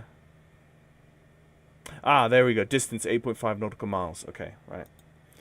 I have to say, I do love this very, very high tech, very automated, very like modern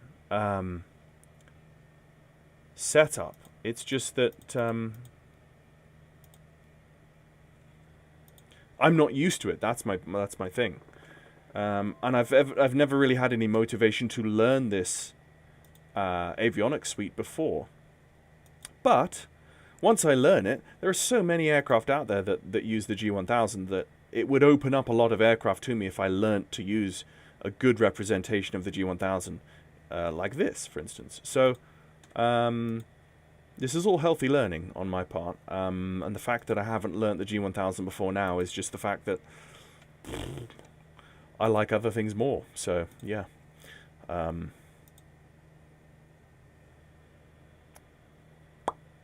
Looks like the weather's going to be good for a visual into Gulkanup. Runway, we're going runway 23. Actually, I think I can see it just there. Yeah. Is that it? Or is that it? Or is that it? I'm not quite sure from here, but I am remembering this actually. It's genuinely familiar to me. And it's kind of weird to say. How is this familiar to you? But I mean, it was summertime at the time when I flew over to Gulkanup. But even in winter, I genuinely the terrain is giving me. It rings a bell. It does for me. And maybe just because I'm a very visual guy, whenever I'm traveling somewhere, the geography of the place I'm in, I definitely remember. And if I ever go back to the same place twice, I'm like, I know I've been here before. I remember this sort of thing. But lovely southern Norwegian coast.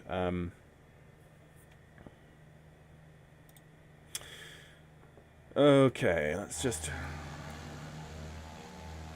Yeah, there's the airfield. What was that other one? Low volts. Okay, yeah, we do need to get on the ground sooner rather than later. The volts are going down. The volts are getting worse.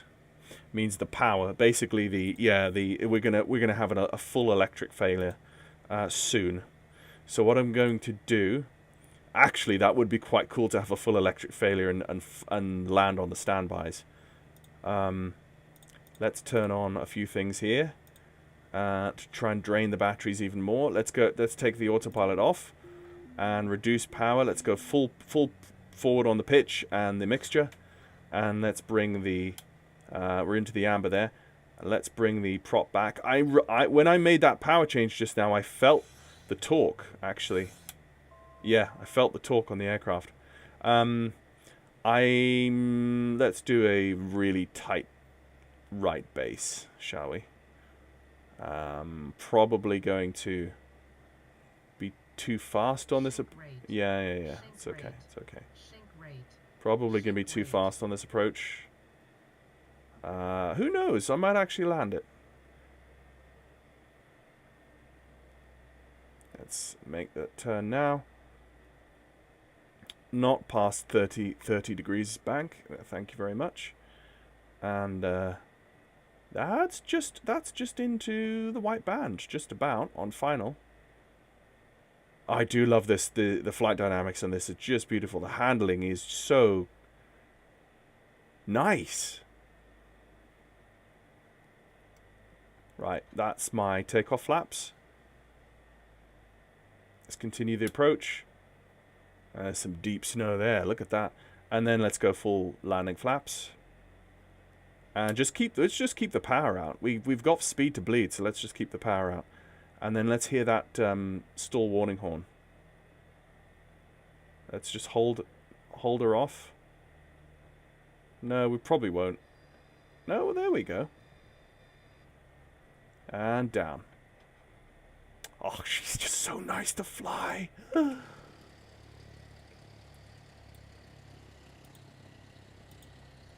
I mean, I love my C-172s, you know, my analog gauges in the C-172, in the A2AC C-172, but having said that, I feel like I am a little bit in love here. This is nice. Let's take the, let's leave the taxi light on. Let's take the strobe off.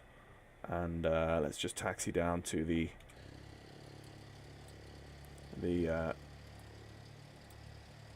yeah, I remember this. I think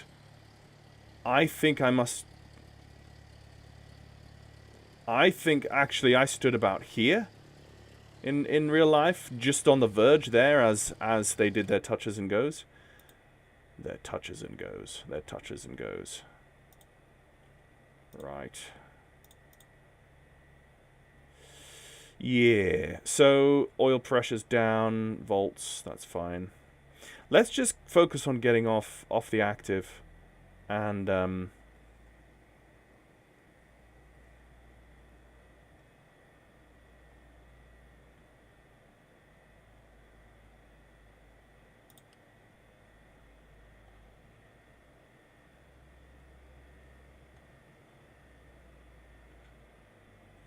okay, let's hold it there. Let's get the parking brake on.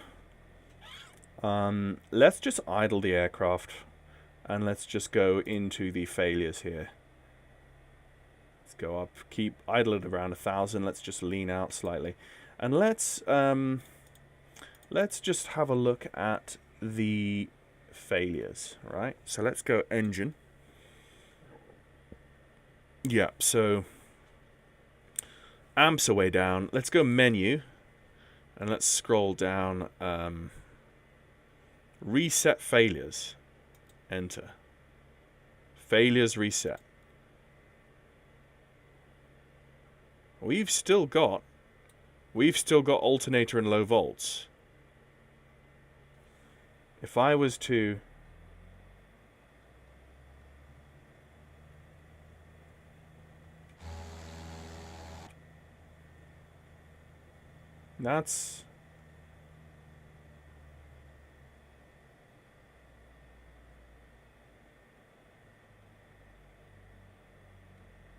That's not... The amps aren't...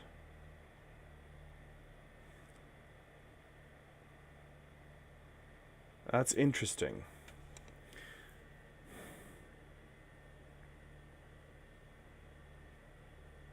We reset the failures, and that hasn't changed it.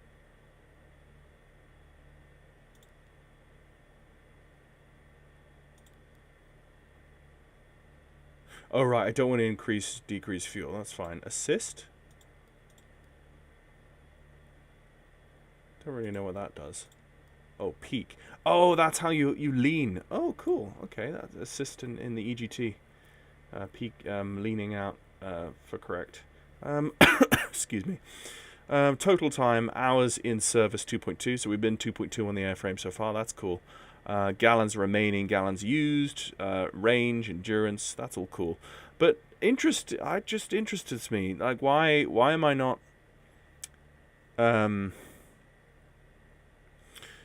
why have I got an alternator that's failed? I mean, if I turn off the alternator master and turn it back on again, I've still got these alerts.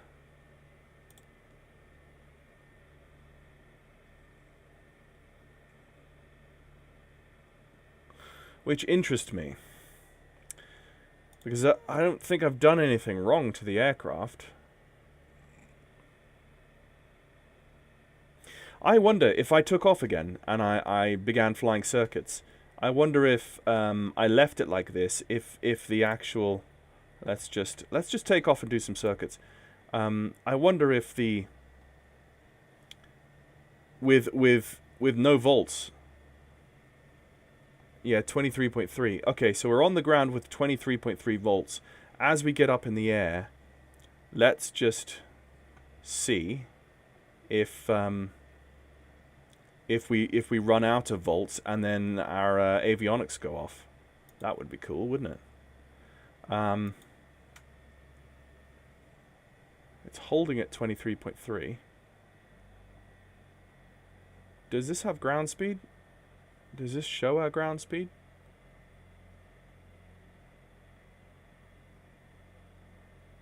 It's not really showing us our ground speed. Oh, and it's showing us our V speeds as well that we can input. That's cool.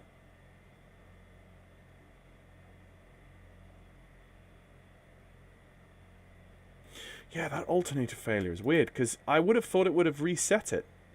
That fault would have disappeared when I reset it in the engine system. Interesting. And because I have state saving enabled, I wonder if when I load up next time I will have a broken alternator, which would be fun.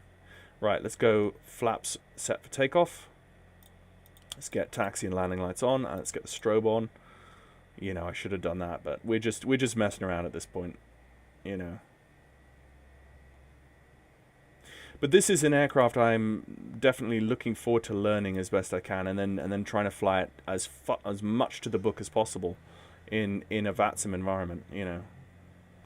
So I've got my work cut out for me, and this will be a nice. This should scratch my itch for a high fidelity GA aircraft until the A2A Aerostar, whenever that drops. So, okay, there we go. Off. What are we on? 22.8 volts now.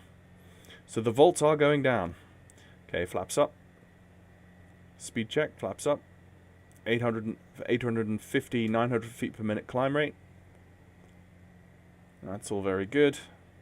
Continuing, that's about a 230 degrees on the, okay, that's 400 feet AGL, which is, let's just bring back the throttle now, the RPM. Back. Trim out a little bit.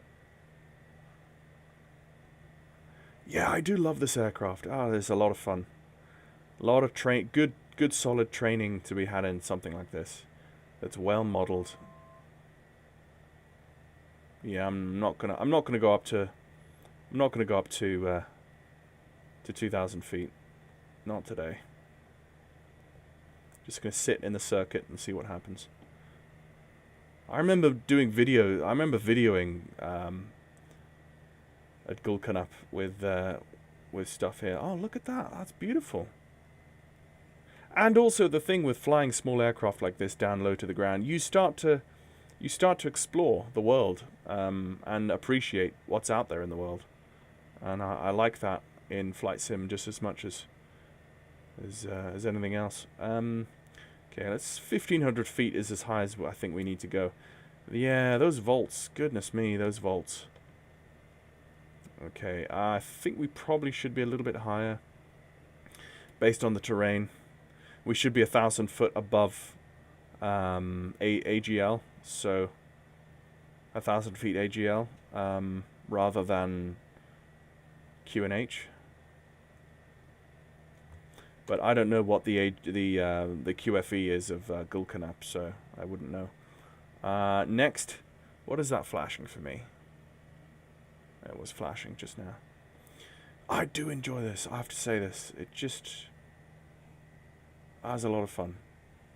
I can see there's a lot of potential. Once I've learned this G1000 system for myself, and I know what's going on, 22.7 volts, I can see myself having a lot of fun. Okay, I said I wasn't going to 2,000, but I guess I am.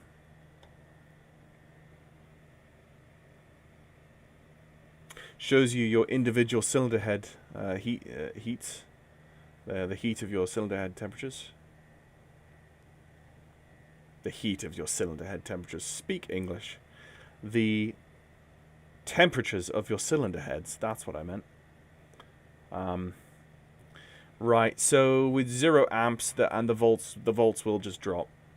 And I'm assuming eventually, can we make it back to torp? Actually, it's 920. We might. Oh no! Whoops! I clicked the wrong thing. Yeah, let's try and make it back to torp. I didn't mean to start DaVinci Resolve. Misclicked that there.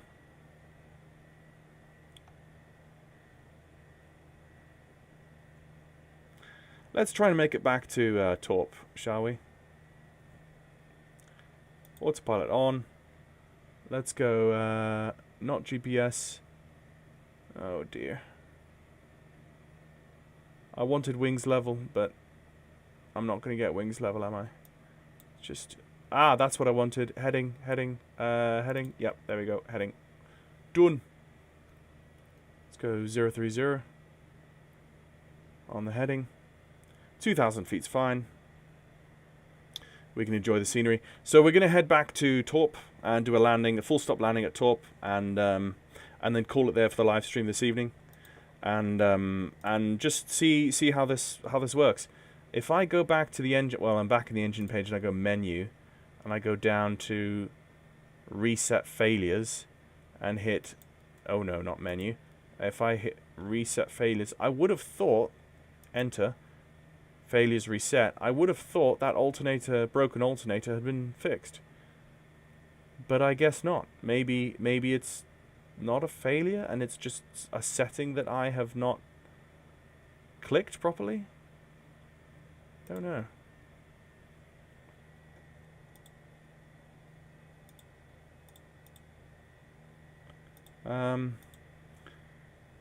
Yeah, shouldn't really be flying that close to the limits, but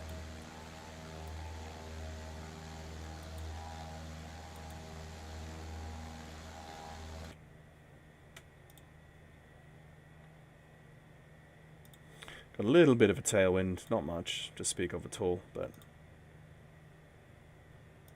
interesting. My altimeter, standby altimeter, is flickering. I don't quite know why it would flicker like that. Because the barometric pressure is the same. It's not, the barometric pressure isn't changing. I would expect a radar altimeter to flicker like that as you're going over objects which change the radar altimeter or the radio altitude. I'd expect that, but not a barometric pressure altimeter to be flickering. I would expect the speedometer, of course, to the airspeed indicator to flicker, but not the altitude. It's a bit of a weird one. Maybe that's just simulated needle flicker from something or other. Let's just lean out slightly. Should probably lean out and cruise. Yeah. So all in all, I really like this. As I've said.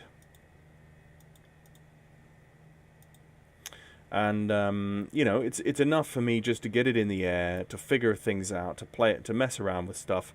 So now let's go back to Ento.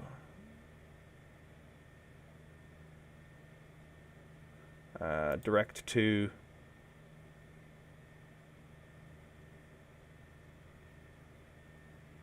I could have saved.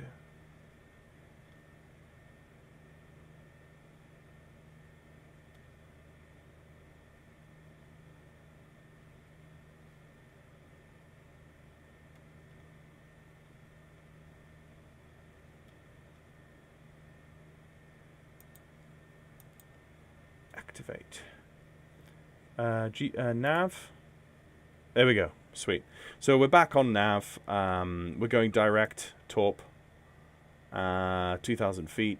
We're banging along at about 130 knots, which is as fast as we want to go. And we have an alternator that is going to go kaput on us. The volts are just dropping out completely.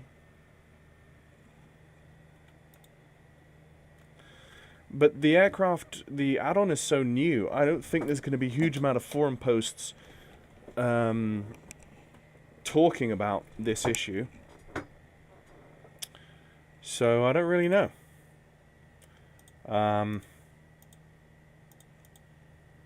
Let's pull up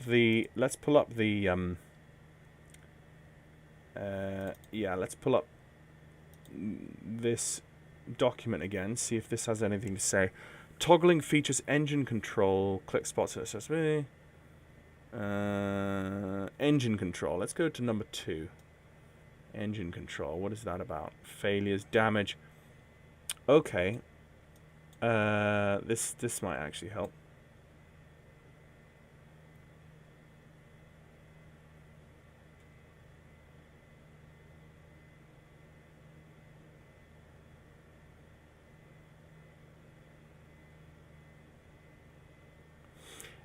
User errors that will inflict damage. Improper leaning, improper warm-up, shock cooling, overheating, overspeeding, lead fouling, oil starvation, and unfiltered dirty air. That is cool. That is really cool that's... Oil starvation?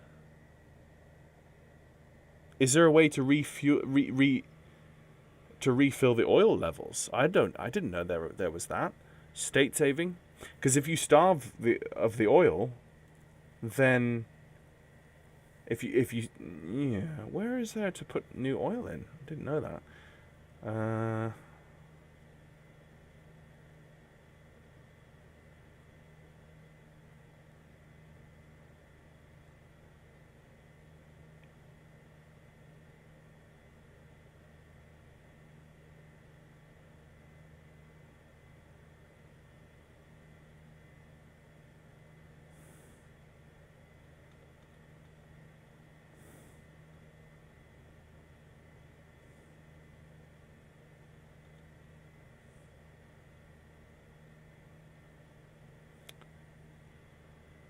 Oh. You pulled the alternator circuit breaker?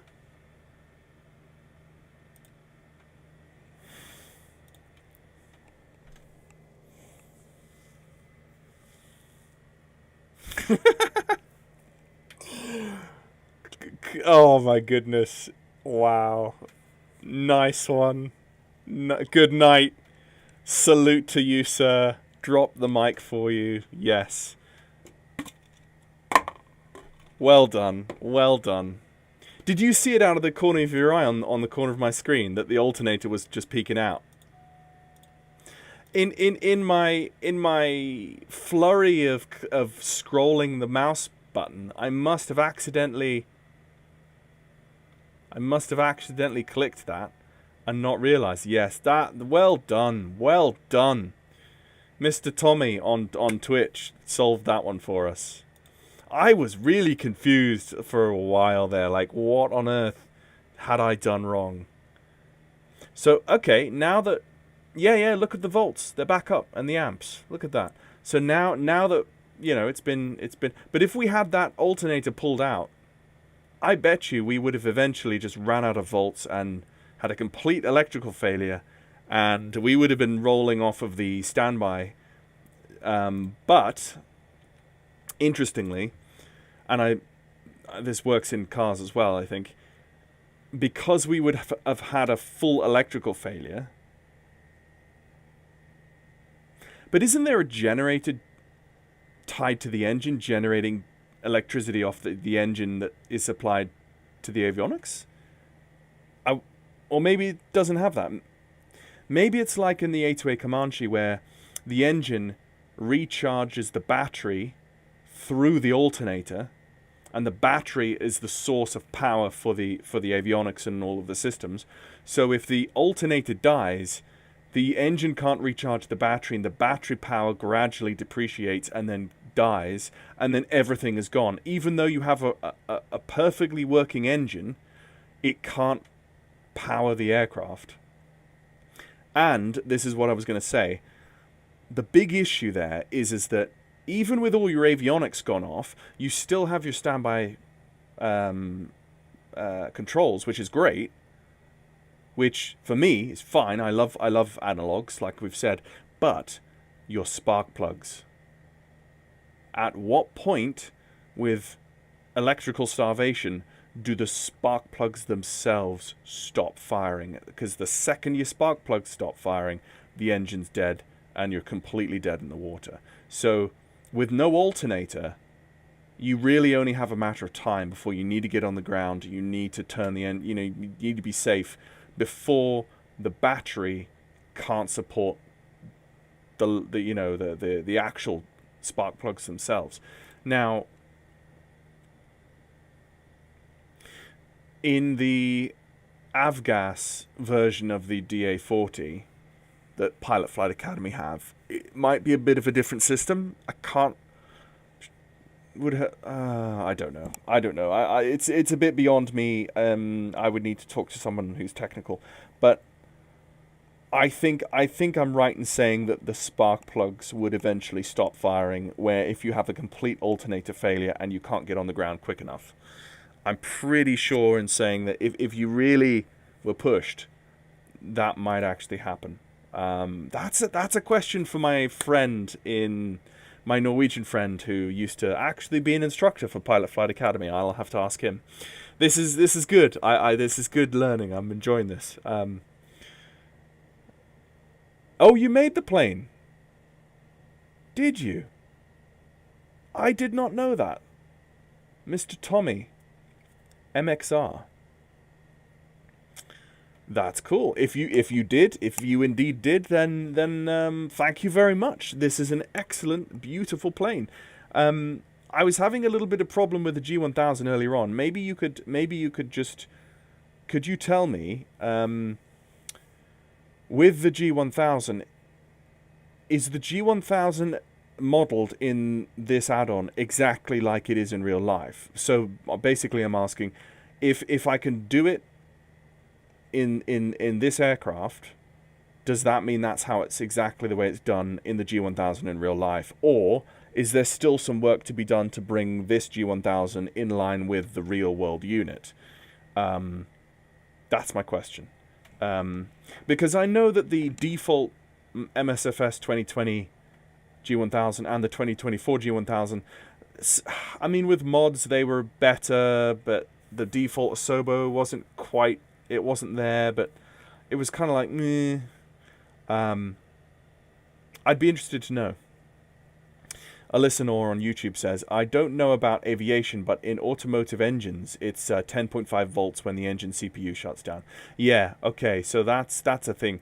So I have actually been driving a car with a failed alternator, and the spark plugs went and died. And as it happened, I knew exactly what was happening, because I was logically in my brain thinking, right, what's happening to the engine? Where's the electricity coming from? And I could feel the engine dying as I was driving down the road, and I knew what was happening and pulled over, and it was fine. But I surmised like that must be what was happening. The actual spark plugs have no more spark, and so the engine inevitably at some point has to die. And I'm assuming it's the same in a piston spark plug powered aircraft. I'll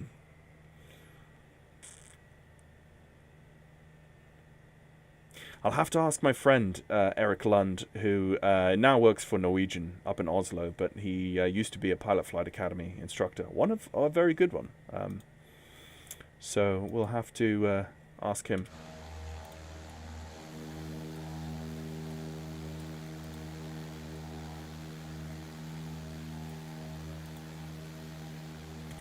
Flying this makes me now want to get the DA-42 by Cows as well, and be able to compare the two, because also Pilot Flight Academy flies the DA-42 as well as the DA-40, so they do their twin commercial rating on the 42, while the kind of private pilot's license and the earlier stages of your flight career and flight training are done off of the DA-40 at Pilot Flight Academy.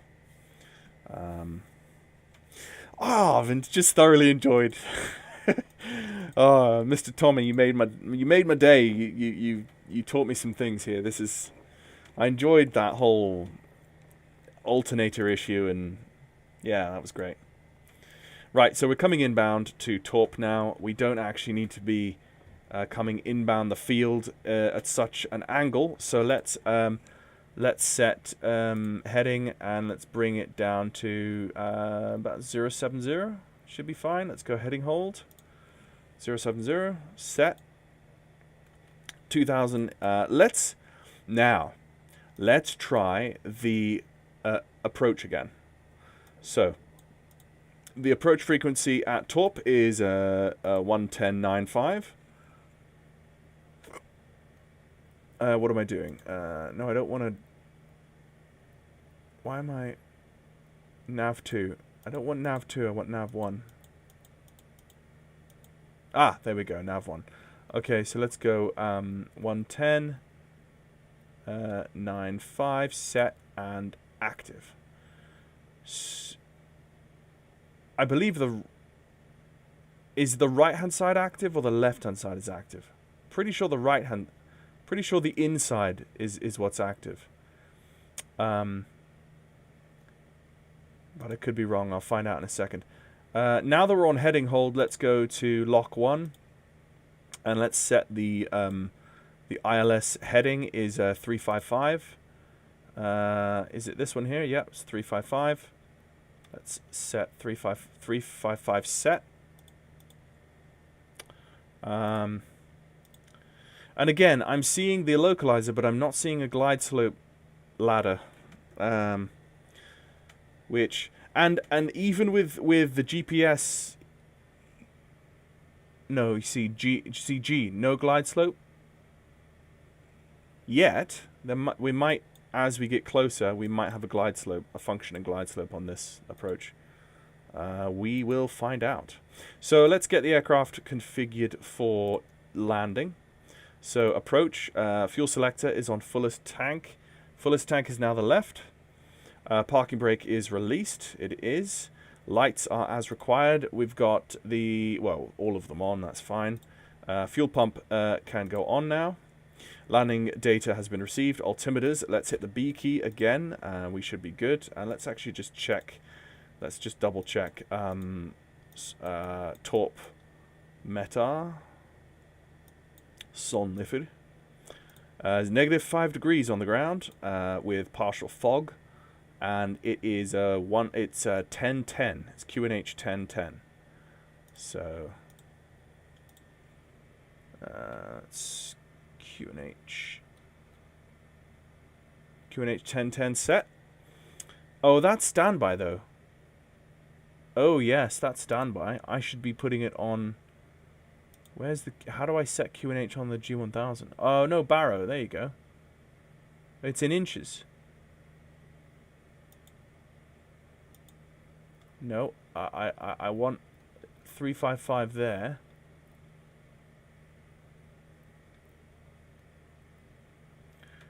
Push cruise control. Don't know what that means. I don't want it in inches. I want it in QNH, please. I don't really know how to do that, but what is QNH to inches converter, please?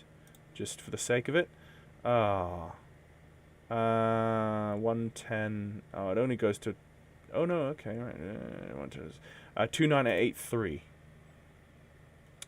Let's go 29883. 29883 set. Okay.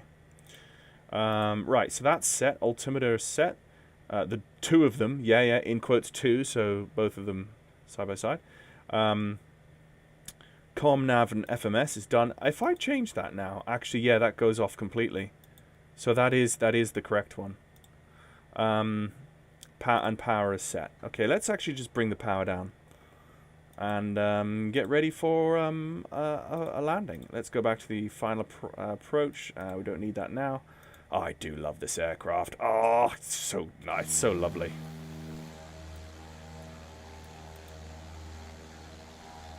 I don't know what it is because there's nothing in my brain that would conventionally enjoy a glass cockpit G1000 setup. But again, I'm going back to the fact that I have experienced this aircraft in real life, in this location of the globe. So you put those two things together, and it's something about that really makes me enjoy this so much. I think I do see the glide slope now. Yeah, see the downwards green arrow? I think that means we're below the glide, and then the green diamond should come down. I think that is a good sign. I don't know that the scenery for Jarlsberg is very good for 2024, but we'll have to sort that out as well, and get some flights into good old Jarlsberg, because that's where I flew in and out of with Eric. We flew from Jarlsberg to Sogndal in a C-172. That was a lot of fun. Okay. I might want to... No, actually, this is a good... The coast is a good kind of distance to be from the... Yeah, the distance is... The distance should be based off of the frequency, though, not the...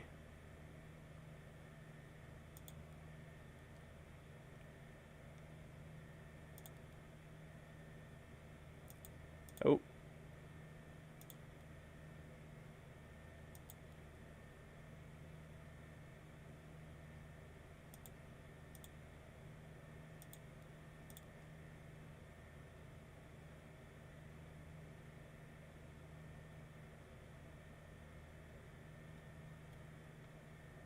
See if I can put ento back in. So the annoying thing is you can never do anything quickly in this. Okay. Well, that's okay. When I get used to it, it's not too bad. Yeah, there you go. Ento. Enter.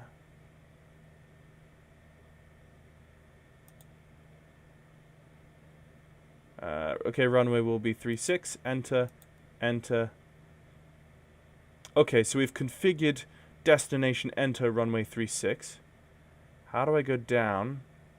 Can I change anything else about that? No. Don't think so. Anyway, the flight plan now knows that our destination is enter runway 36. So we might we might not. I don't know.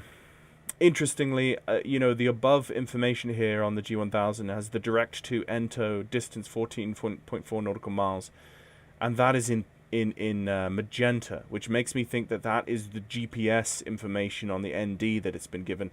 But then the green stuff is the non-RNAV localizer glide slope situation. So yeah, I don't know what I'm talking about, do I? I'm just a random YouTuber.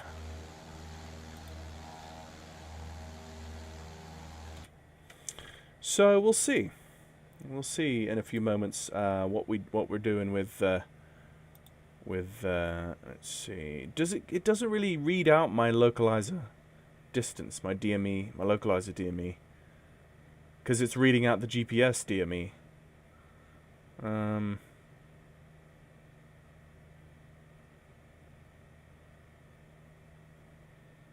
CDI.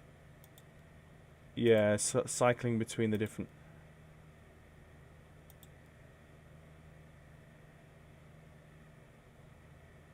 Suspend the OBS.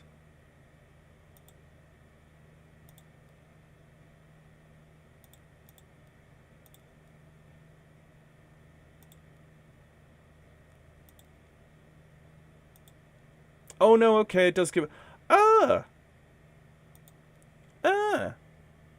Hidden options, hello.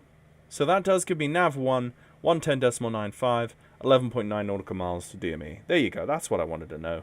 Well done. Let's also just close down that, because I didn't want that in the first place. And yeah, right, okay, so we're... You can change the QNH mode in the PFD options and then alt units. PFD options...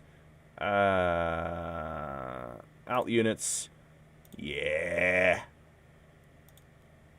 We're cooking now, lads. Yeah, thank you, Samuel. Oh, I'm enjoying this. It's just low and slow, fun little GA aircraft.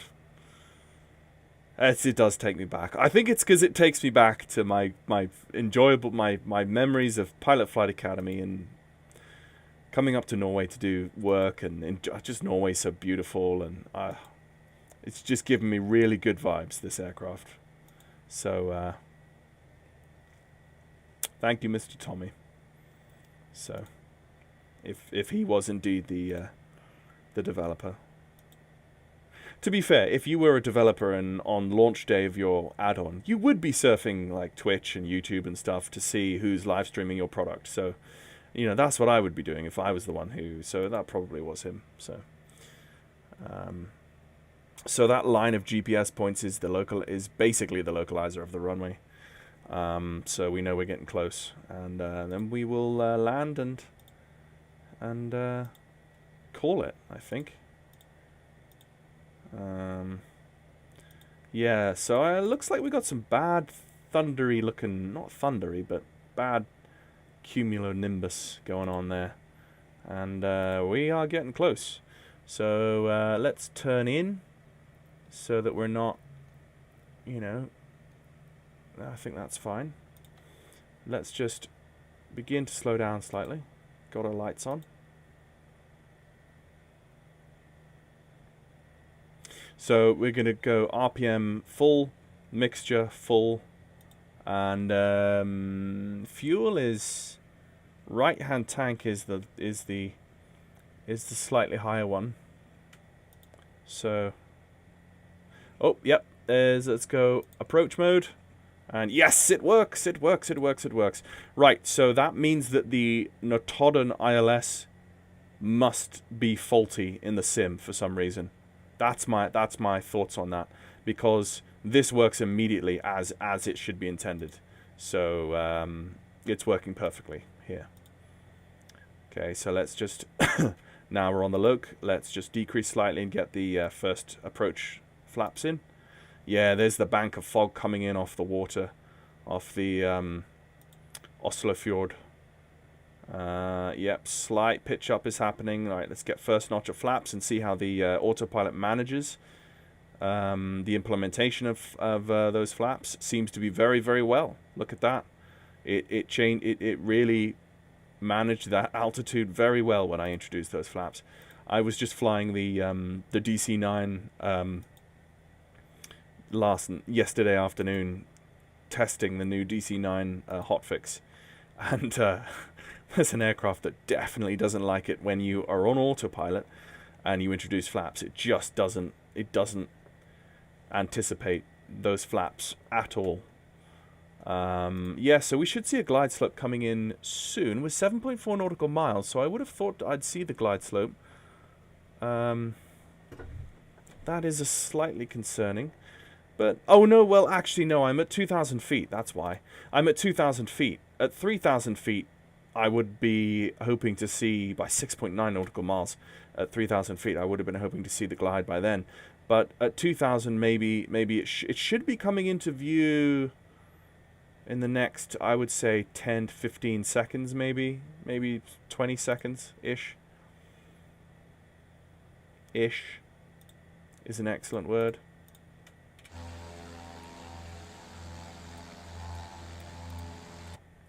Let's decelerate slightly more and introduce landing flaps. There's landing flaps there. There's the glide. There you are. Where have you been in my life? Well done. Welcome to the party.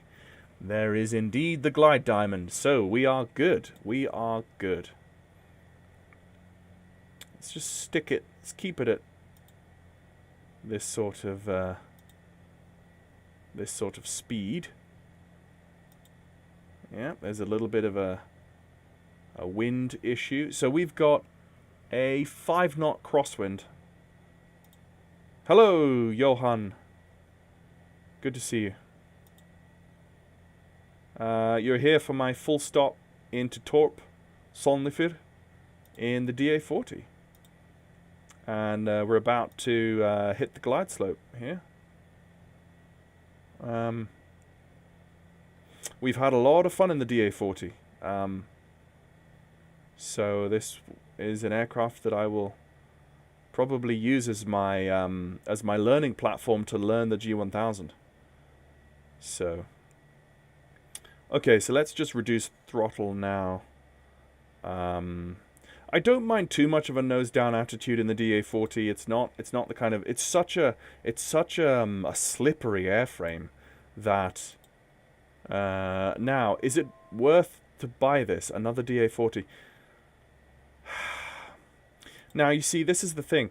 I never touched the default DA-40 in the sim. I'm one of those guys where once you fly A2A simulations and other really, really good add-ons, I don't touch default aircraft hardly at all. But if they're developed well, then I would. Like the Twin Otter, which is now a default aircraft. I mean, the default aircraft quality in 2024 is definitely higher than it has in previous sims. That's for sure. But I do think this, if you want something that's really realistic, and if you're a student pilot, I would have said, if you're a student pilot who wants something that flies and handles exactly like the real thing, even in my few maneuvers I've done today, I've seen very subtle little things about the flight modeling, the aerodynamic modeling of this, that I'm like, yeah, that feels correct. We had good modders for the DA-40 in 2020. Okay.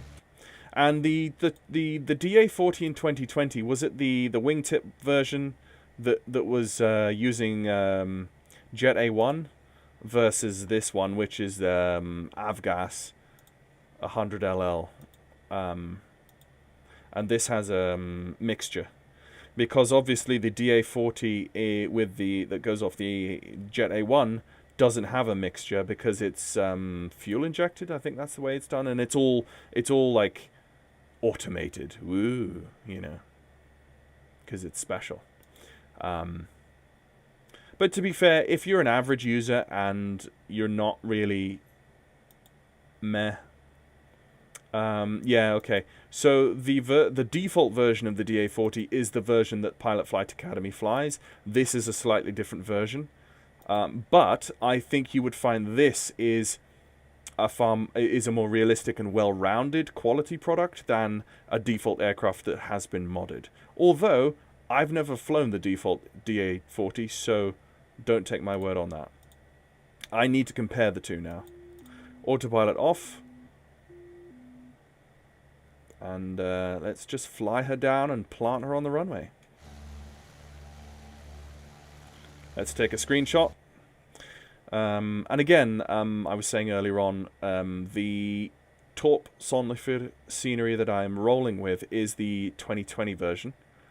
And I've just cut and pasted it into the 2024 community folder. And it does have some terrain elevation issues on the airfield. Cutting throttle now and just bringing her back. And let's just plop her down. Okay. Thrust idle. And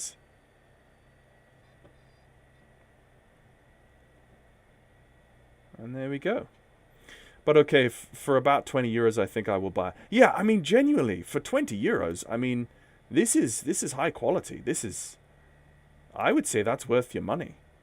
I mean, I've seen other things that, people buy, and it's like, well,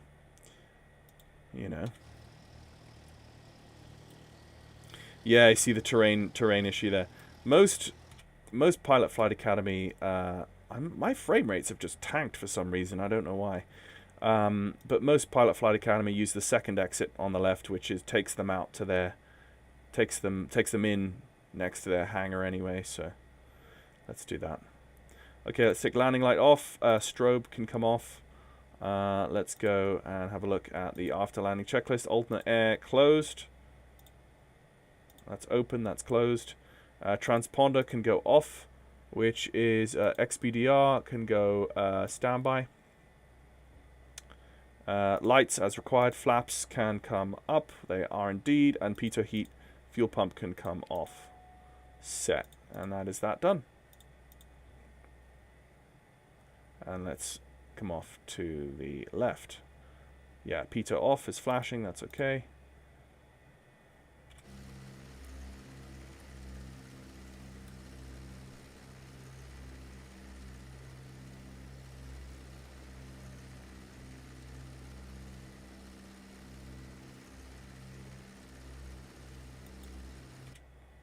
I bet you if any real life Pilot Flight Academy people watch this video, or even my friend Eric Lund, he will be laughing at me so much that I had the alternator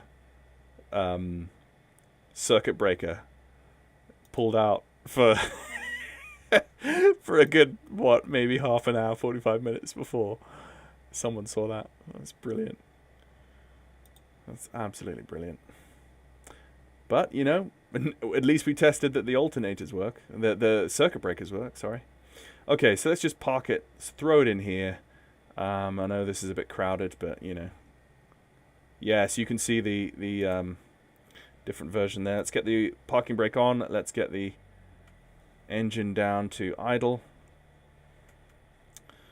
It's idling. Let's just lean slightly for ground operations. Let's get the avionics off. Let's get the yeah, all of our lights are off, and let's get those off. Oh, sorry, both of those off, and then thrust idle, mixture pulled, and let the prop just stop. And let's just pop the canopy. And there we go, ladies and gents. The Diamond DA-40 by Cows is a ton of fun. I will have to learn the GTN, also not the GTN, the G1000 far more than I know it already.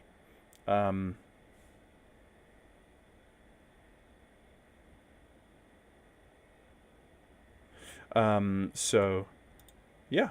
I am going to head off now, and I hope you all enjoyed the stream, and for those who are watching on YouTube after the fact, hello, and I hope you enjoyed it too, and stand by for some more content on the DA-40, but hopefully content where I actually know a lot more about what I'm doing. So anyway, it's a bit late now, so I'm going to say good evening to everyone on the stream. Hope you enjoyed it, and have a good weekend. Yeah. Have a good weekend.